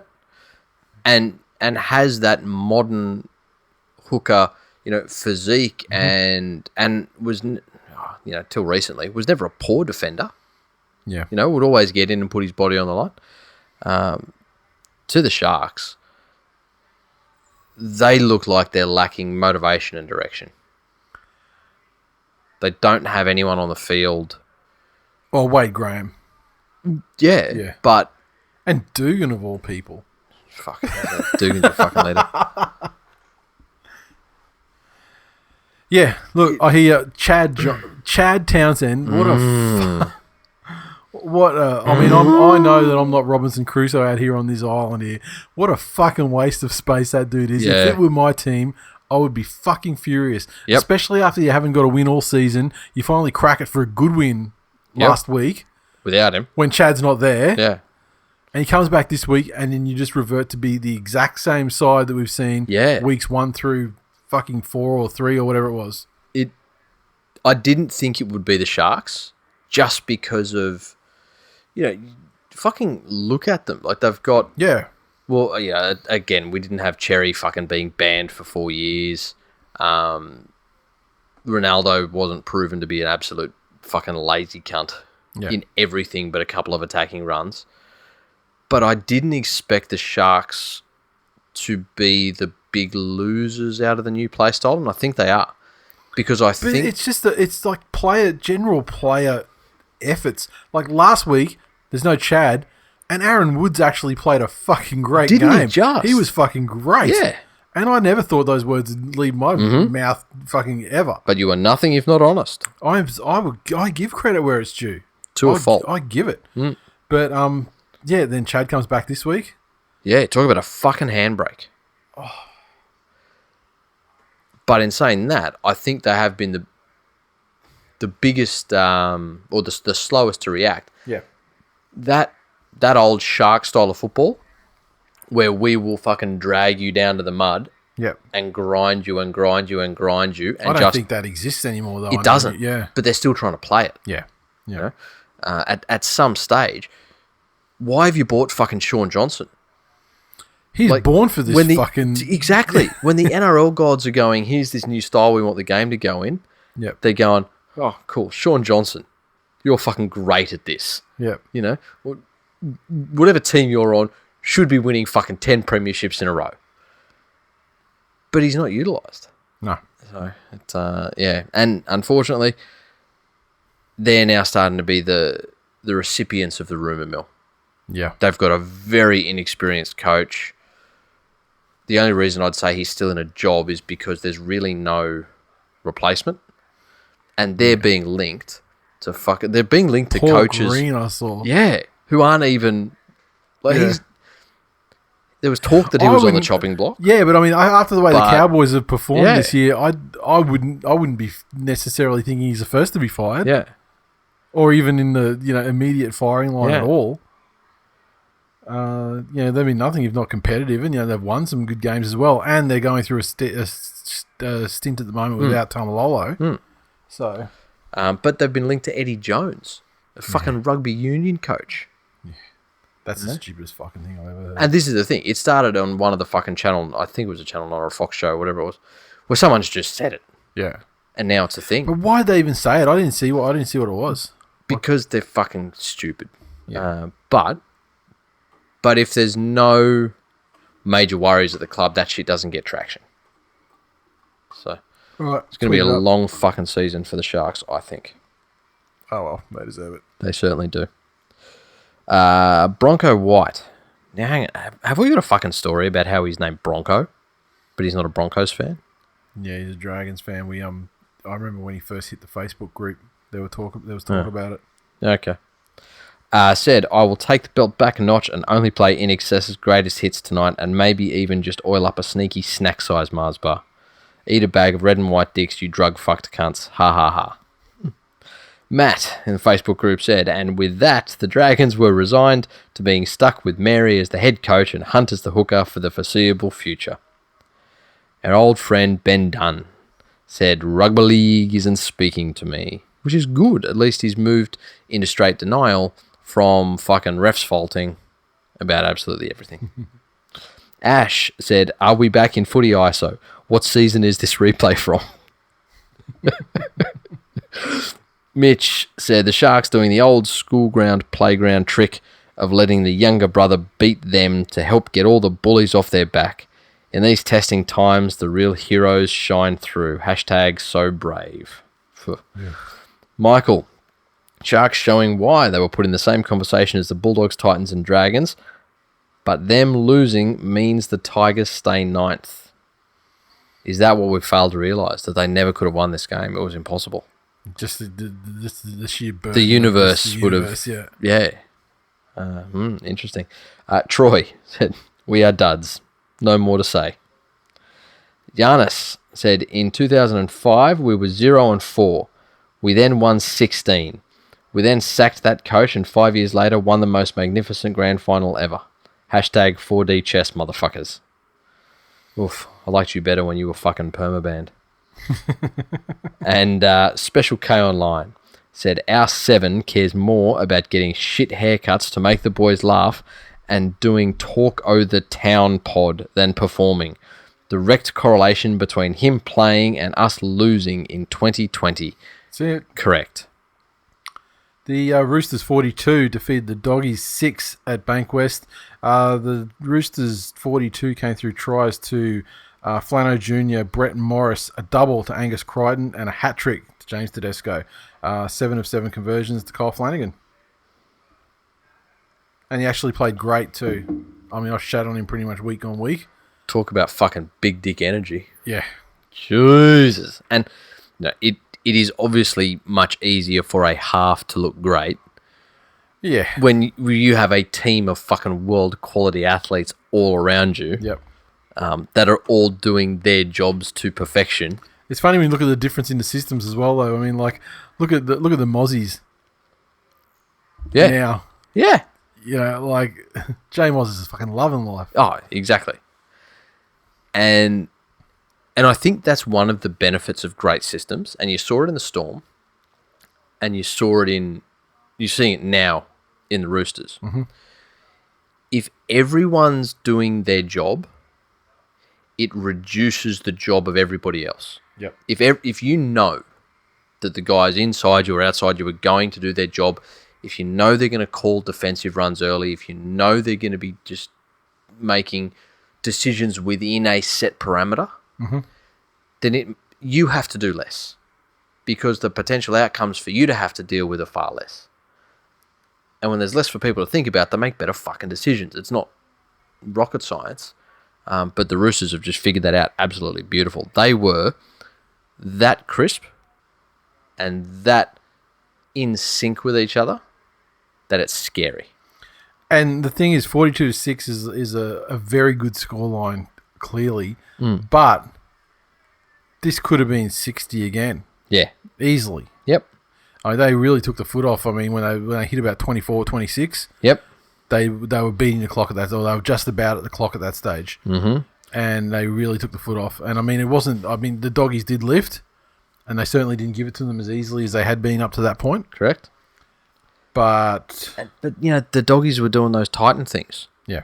They get in. The Roosters had their early try, and oh my god, I was watching it with somebody else, and they didn't believe me when I said you can't cast the NRL app to your TV, yeah. And they're trying to cast it, and I'm like, it doesn't work. I can't do it. I'm fine to watch it on my phone. It's all good. No.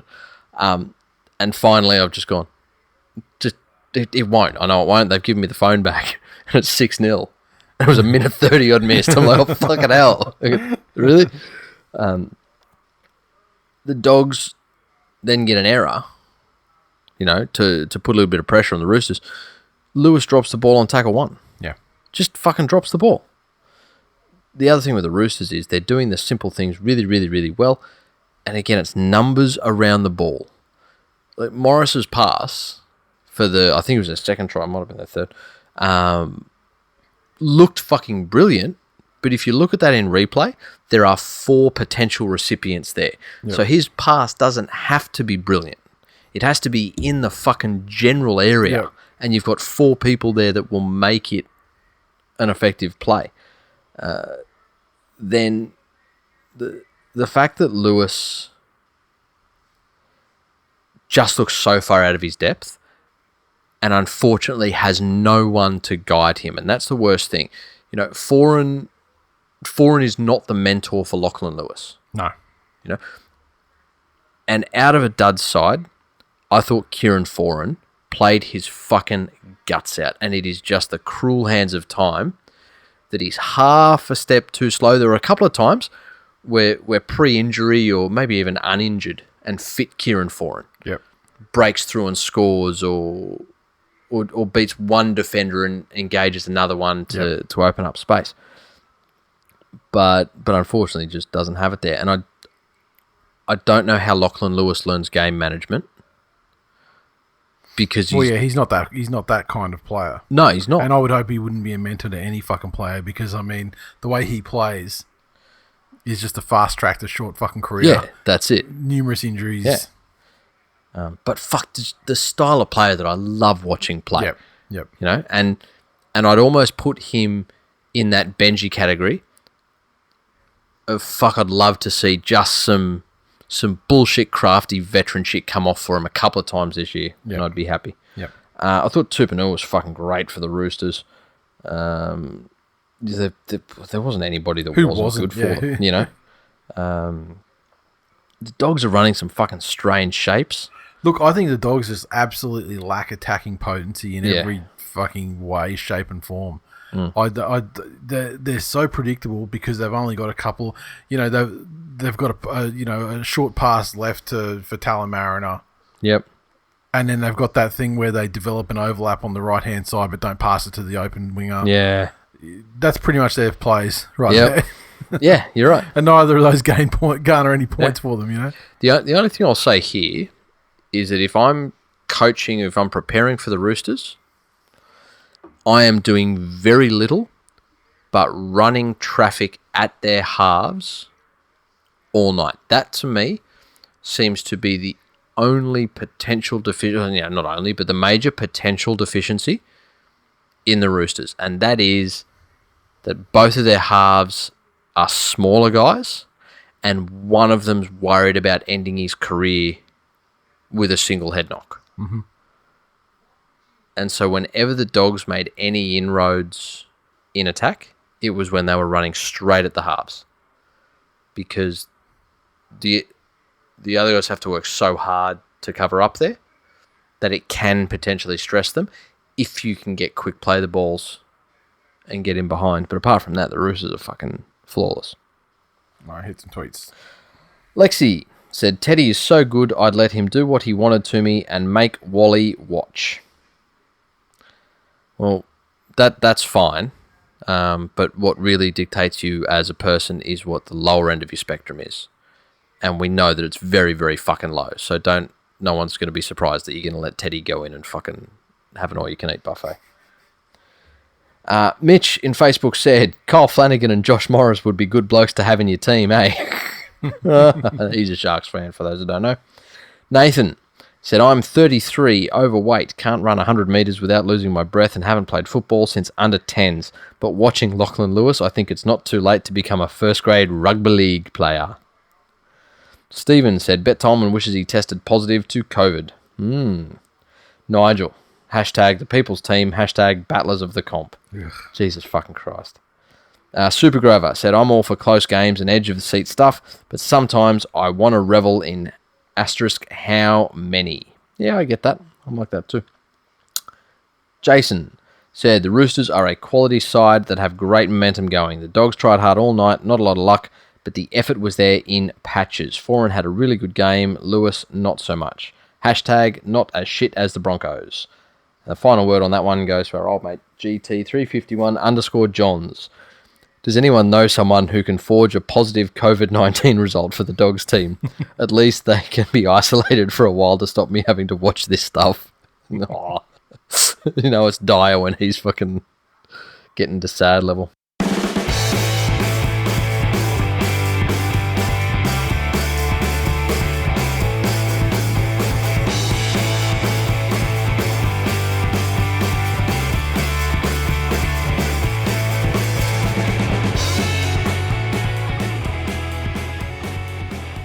Okay, previews coming up for this week. On Thursday night, we have the Newcastle Knights versus the Brisbane Broncos at Central Coast Stadium. For the Knights, Fitzgibbon returns to second row. Guerra is benched and Brodie Jones is out. The Broncos, Tony Staggs is out, so Oates moves back to the wing. Farnworth in the centres. Alex Glenn and Tavita Pangai Jr. both back in the side in the back row. Joel Fangawa moves to the bench. Reece Kennedy to the reserves. And Isaac Luke, notably, in the 18. Mm-hmm. So he's not quite in the squad yet, but I think he's actually, we didn't mention that earlier, but I think he's actually a great pickup for the Broncos. He looks like he's Isaac Luke, Isaac Luke. But this is an experienced guy who's been through a number of successful, one very successful system. Mm-hmm. And in a contract year... Yeah. Although I don't think it's a contract. I think it's just basically this is his goodbye. This time at the Broncos. Mm-hmm. But look, I think he can do positive things there, especially in a club that doesn't actually have a hooker at the moment. Mm-hmm. Look, the Knights are going to get this is going to be one of those big ones for social media where the Knights fans are annoying and Broncos fans are cunts. They two fan bases rub up against each other, and the Knights are going to get a pretty simple win, I'd say. Yes. I agree. Rabbitohs take on the Warriors at Bankwest. Rabbitohs, no change to the 17. James Roberts is moving his way back up into the 21.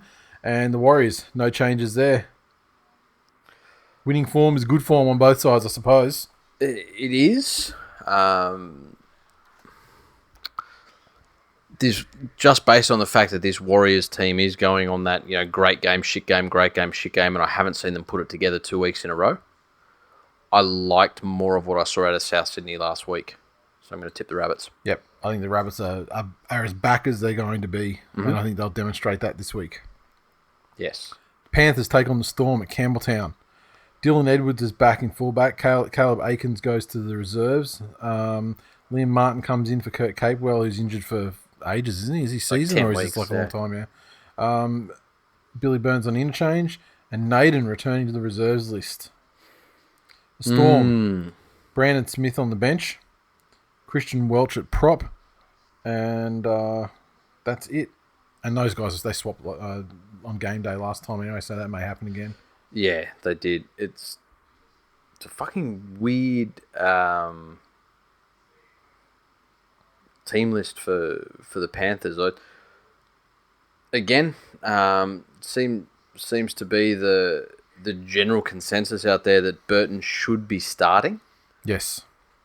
It's not a bad bench when you look at the fact that you've got Burton, Tedovano, Leota, and Burns can sort of cover that roving light forward kind of role. If the Panthers are any chance of this, they're going to need to back up last week's stellar performance with another close to flawless performance. And again, because they're just starting to perform like they did last week, I'm not confident that they'll do it. That they've got it in them 2 weeks in a row just to be at that level of I'm not sure they're going to have the attacking ability. They struggled to score points after a period there against the Eels. Yep. And I think the Eels are much easier to score on than the Storm. That's the concern. The other thing that concerns me, I love Dylan Edwards and I fucking back him every day of the week. But his min-max is fucking terrible. First game back, if he's peppered with bombs or if he's put under a whole bunch of pressure and starts to get the drops, it's going to be a very fucking long night, I'll tell you that much. But I'm sure you're certain that the Panthers are going to win by how much? 13 plus. Yeah. Titans versus St. George Illawarra Dragons at Suncorp Stadium. This one is a real coin flip. Yeah, it is. Who do you fucking go? I mean, like the Titans have looked extremely solid in 2 or 3 of the last 4 halves of football they've played. Yes. The Dragons look pretty good for that entire game last week. Absolutely dreadful ever since. On paper, the Dragons have a much more talented roster, in my opinion. Mm-hmm. Yeah, if you're going to do it, you'd pick them. The thing with the Titans is it wasn't a lack of effort. No, not at all. And if there's something that that they're lacking, it might be a little bit of confidence. And even though the Dragons played relatively well last week, I think the Titans will still go into this one with a little bit of confidence. The Dragons have to travel. I'm backing the Titans. Well, Titans have got a good lineup here. Corey Thompson goes straight in at fullback. And so that pushes Sammy to the wing where I think he should be. And Brian Kelly to the centre where I think he should be. Yep. And with young Tonamapea in there as well. So I think that's a pretty decent Titans backline as far as what they can assemble with what they've got. Correct. Dragons bench Merrin and James Graham starts in the lock. Man, it's tough, isn't it? I really don't know which way to go on that one because there's none of these little intangible things like home team and that sort of thing to go with either. That's the thing. I'm just backing the Titans because it's in Queensland and they don't have to travel. They're a bus up the M1. Yep. And the Dragons are a fucking airport mission. West Tigers versus North Queensland Cowboys at Campbelltown. This one, okay. So Packer Talau Seyfarth out for the Tigers. Jennings comes in to replace Talau centre. Garner pushes Lawrence to the reserves, which I've seen Tigers fans very happy about. Eisenhuth and McIntyre to the bench. Benji, still in 18 on the reserves list. Not sure what kind of fucking point Madge is trying to make here. Yeah. The Cowboys, though, Val's out. Jordan McLean's out. Tom Gilbert suspended. Tauai Fido moves to fullback. And, people love Hamiso up there. Leo Melu comes in on the wing. That's his debut. Murderous Frank Molo starts at prop. And Hampton, Jensen, and Hola on the bench. Ruben Cotter drops out. Fuck, that's a lot of changes. Yeah, it is. I think just based on that, the Tigers have to win. Yeah, and the Tigers do they do kind of own the Cowboys. Yep. The Roosters take on the Eels. JWH returns at prop. Lindsay Collins to the bench, Verrills on the bench, and Orbison goes out of the 17. The Eels, Oregon Kafusi goes to the interchange after Kane Evans' suspension. Jai Field added to the reserves. Big matchup here. Massive matchup. I mean, the Roosters have been, certainly against the lesser competition, have been rolling along like extremely well. Mm. The Eels still getting it done, but this is the week. Yeah, this is their test, and they would be viewing it as such. Brad Arthur would not be shying away from the fact that they're going up against the form team. Probably, unlucky, I guess, if anything, that they got them at this stage of the draw and not maybe first round back. Yep. I just think the Roosters have too much class in too many positions. I think so too. I think they'll win. I think they'll actually win quite well. Yeah. The Raiders versus the mighty Manly Seagulls at Campbelltown. For the Raiders, Horsburgh comes back from injury, so Dynamis Louis is demoted to the reserves. Hudson Young comes back from the eye-gouging suspension about 10 years ago, and he's on the bench. And Bailey Simonson is pushed out of the 17 as a result. Mighty Manly Seagulls are Tapau and Sully are injured, so Brendan Elliott comes into centre, and Fanua Blake. This Fanua Blake to the starting 13, but I mean he normally does start. Last week, Desi left him on the bench to try and space them out a bit because of the short turnaround. Ciro Junior's back though, and Morgan Boyle on the interchange. Just based on form, I don't see how you can go past Manly in this game, given that, if anything, Manly's been having poor first halves just as Canberra have. If you look at both of them, Manly's second halves have been a lot stronger than Canberra's have been. And not only, I mean, there would have been a large part of the blame for the slow first half last week on 4-day turnaround. Yeah. As well. This time, because they played on Thursday last week, this is like a 10-day turnaround. And so and they know what they need to work on. I mean, if they've identified, the slow first halves, they've got time to identify why, and they can start addressing that, I think, this week. The big thing is just going to be the loss. Tapau's a loss, but, he was lost. He was lost very early against a very good forward pack last week as well. That's it. For Fanua Blake, if I had to lose one of them, Tapau's the one that I'd choose to lose, because Fanua Blake's on another fucking level the last sort of 18 months. Yep. So look, I mean, Brendan Elliott, he'll do the job in centre. Obviously, he's not going to be the destructive tank that Sully is, but you don't necessarily need that, the destructive tank either. I mean, Brendan Elliott's a good defender, a solid guy, as long as he can, maintain his place in the line and not do anything fucking stupid, which I think is, the only write it on his headstone, really. Yeah.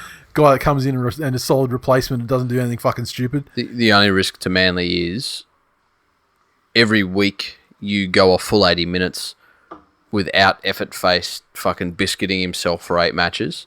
You are one game closer to him biscuiting himself for 8 matches. So at some stage it's got to happen.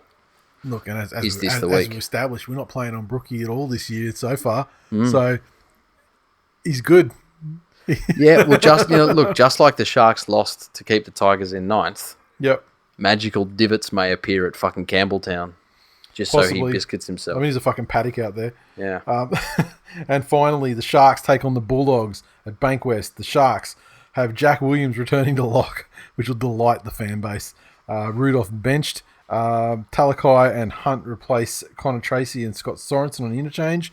And Bryson Goodwin is a reserve. While Nene McDonald is not named. Now, the Doggies. Remus Smith pushes Nick Meaney out of the side. Jake Averillo shifts to the wing. Tamaga starts up front with Sue benched, and Kerrod Holland comes in for Morgan Harper on the bench. I feel I am loath to tip the Sharks with Chad Townsend in the side. Does that mean that Kieran Foran's going to find a way to fucking run a train on them? Maybe. If they can hold the Sharks to 12 points or less, then the Doggies can win this game. Yes. Anything more than that, I don't know. I just have severe reservations about the Doggies' attack and what they can generate. I think they can get 12 points on the Sharks, but I think they'd struggle to do more. Yeah. If there's a team that are going to fall victim to that Sharks style of play that we were saying doesn't fucking work anymore, it's the Bulldogs. The Bulldogs aren't smart enough as a unit to realise that if they just keep playing up tempo and don't get into that fucking grind with the Sharks, that you can just absolutely run them ragged, they'll want to get in just because they've got the fucking Jacksons and the Tolmans and the guys who are a throwback to that era when that style of football was effective. Yep. So the Sharks, I think, are a chance in this one.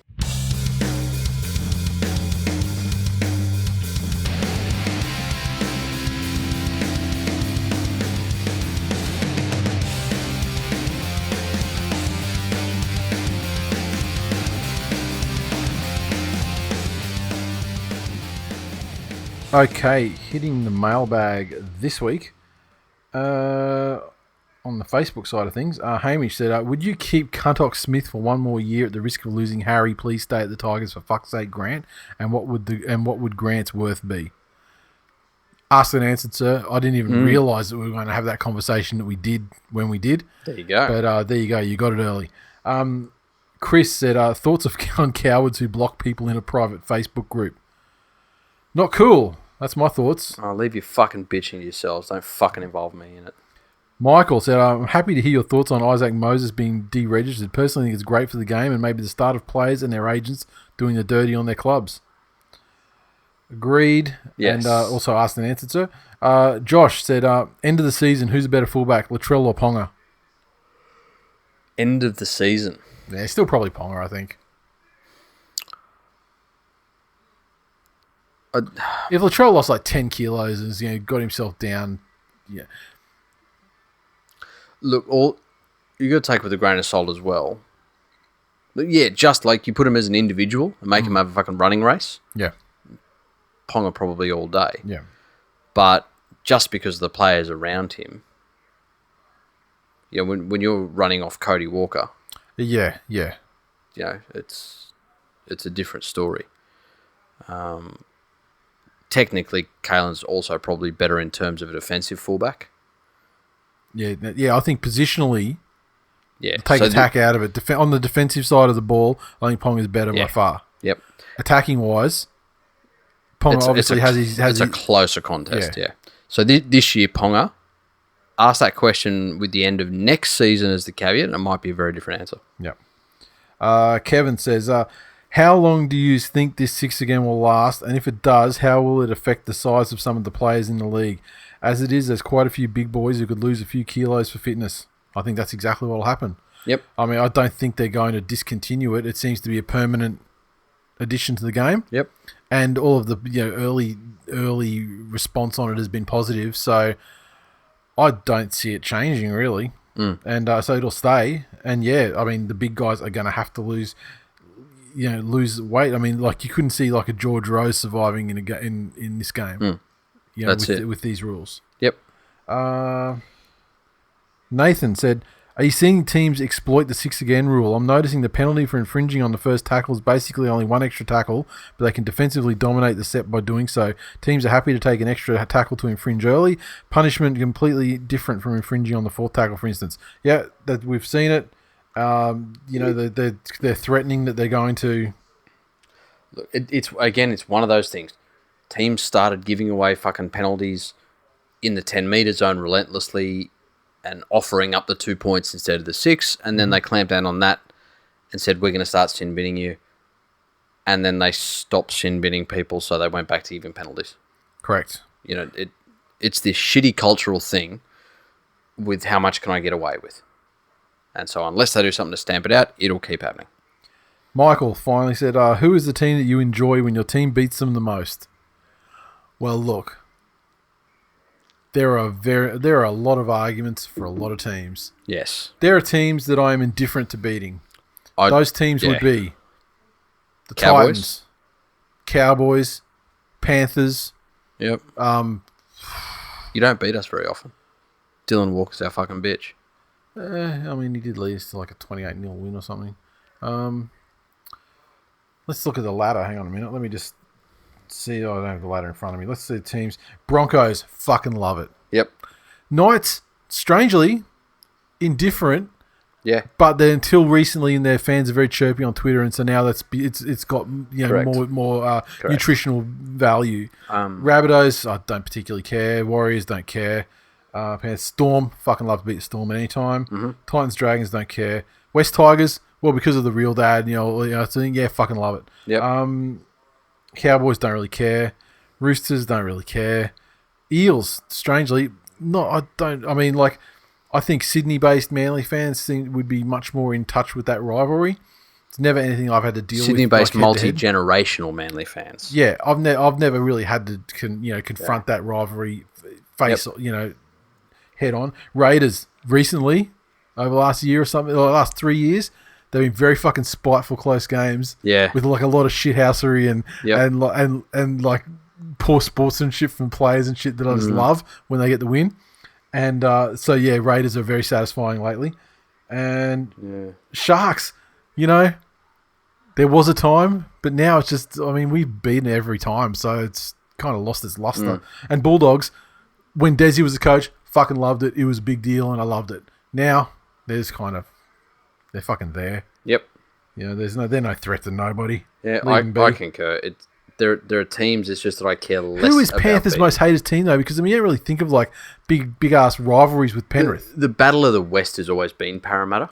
Yeah, and it was always that they were. Like, so is that the biggest enemy that Panthers have? Look, it's always fun to beat the Roosters. Just because you got the grand final, but that's like coming on. That's nearly 20 years ago. Yeah, but it's also the Freddie thing. Yeah, long fucking memories. Yeah. I just don't think of the Panthers as a team that has a fuckload of enemies. No. Like Manly, like we've had our Storm era. You have to be a pretty fucking sad human to have an agenda against Penrith. Like even Raiders, when we beat them in 91, well they beat us in 90. Yeah. So we're at one apiece with them. Yeah. We've smashed them in a couple of comeback games where we've come back right at the death. However, they're self-aware enough to know that they are fucking choking pieces of shit. So it's not against us. You got Twitter mailbag stuff? No, you've been through all of that. Oh, okay. You want the mailbag. Hang on, let me get into. Yeah. Giannis asked about fuckhead DCE. Yeah, we covered that off. Diving. Elite tier shithousery that wins games for his team. Socket. That's it. And the bunk asked a very similar question. Does there need to be more regulation in regards to player managers agents in light of the Moses situation? I feel like they've got a lot at the moment. And they've given themselves a lot of power to deregister guys and completely remove their capacity to do business if they breach them, and are found to have done so in an investigation. So it's unfortunately one of those things that if done properly, you're never going to find unless somebody is disgruntled. Yep. So that's probably the downfall, and it seems to happen a lot in dodgy situations, is when they get too big for their boots and they forget that the way they got to where they were was by keeping everyone happy and keeping everyone on side. When they get a bit too important or too cool for school, that comes back to bite them. Yep. That's about all we haven't answered. Okay, tipping. Christian Lin on top.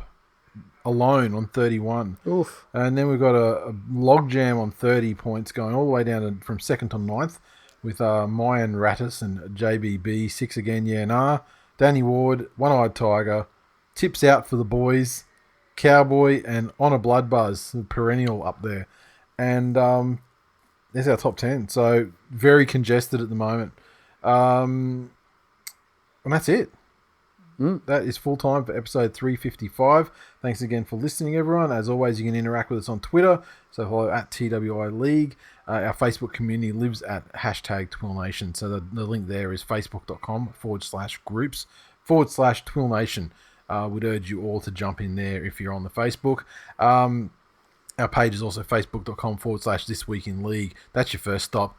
Hit us with a like, share our shit around, and jump into the group. And if you'd like to support the show, make sure you drop us a rating and a review on Apple Podcasts. And if you want to go the extra mile, the digital memberships are still available and can be picked up anytime for $3.99 a month, $1.99 if you're an existing member. And I had a bunch of like rankings and charts and that come in this week for Apple Podcasts, and we are on the cusp of being in the top 10 all time in Canada for rugby. Oof. We Fucking are Canada, well done. We are still number one in Australia.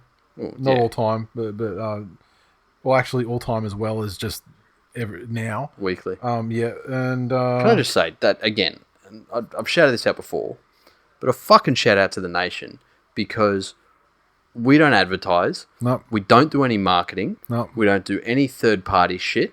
Barely any social media. Let's be real. This is fucking organic. Yep. And it's you guys sharing it with like-minded people. Yep. So it's a fucking tribute to all of you guys out there. And gals. It's really hard to stay on top of the charts because the charts are rigged against older shows being on top of the charts because they want to try and constantly refresh it at the top. So and give the metric isn't just like the most downloads. I mean, it has to be like new subscribers, new listeners, and things like that. And there's been a massive spike over the last sort of 2 weeks since Apple Podcasts have had that focus on rugby league podcast with us as the first one there. What else is notable? Let's see. Brazil, we're sitting pretty number 4 all time. Brazil, well done. Shout out to Brazil. Shout out to Brazilians. Denmark and Japan, top 10 all time, both of those boys. Netherlands, on the cusp of the top 10 there. Can I just say, fucking wars? How the fuck are we not number 1 in the Netherlands? Motherfucker, I know you've got family over there. Like, you almost got drafted into their fucking army, for Christ's sake. Like, if you can't speak Dutch, fucking pull a few phrases from your fucking mother and say, spam some fucking whatever they use as fucking tulip book over there. Pull your fucking finger out. I'll tell you what, and this is here's some pleasing ones. We are in sports, number 5 in all sports in New Zealand. All sports. Up 135 places. Oh. That's a pleasing one. Fantastic. Up 1 position to number 6 all time in rugby in New Zealand. But the most pleasing one from the last week is number 1 in New Zealand for rugby. Oh, there we go. Beating the motherfuckers at your own sport. Oh. Gotta love it. Thank you, listeners, and welcome to all the new listeners because I know that there have been through Apple. There have been new listeners generated. So yeah, stick around. Get in. Get used to the in-jokes. Better fucking experience when you get in and talk to other members of the nation. Twitter's a good way to do it. The Facebook group's probably a better way to do it. Get in and talk shit. And the beautiful thing about most of you guys is that you can give it and take it just as well. So it's almost a prerequisite, really, isn't it? Yes. And just remember, thisweekinleague.com. Go to the shop page, click on the Trust Us shirt. This is the last chance for it to happen. I've got some ideas for what's coming next, but the Trust Us shirt will never appear again. And so we know exactly what's coming next. What's coming next? We spoke about it. I'll speak to you about it afterwards. I'll refresh your memory. Yeah, was that like next, or was that like, I thought it was next year? I don't know. What? Oh, that's next year. Yeah, that's next year. The next Trust Us shirt. Yeah. I mean, Trust Us Mark 2. Yeah, Trust Us 2021.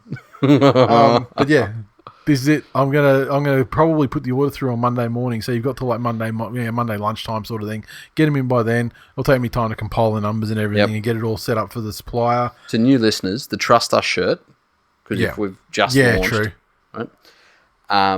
They're too new. They're not going to trust us. No, it's too new. But I tell you what, there's been some all-time trust. Yes, there has been. This would break it.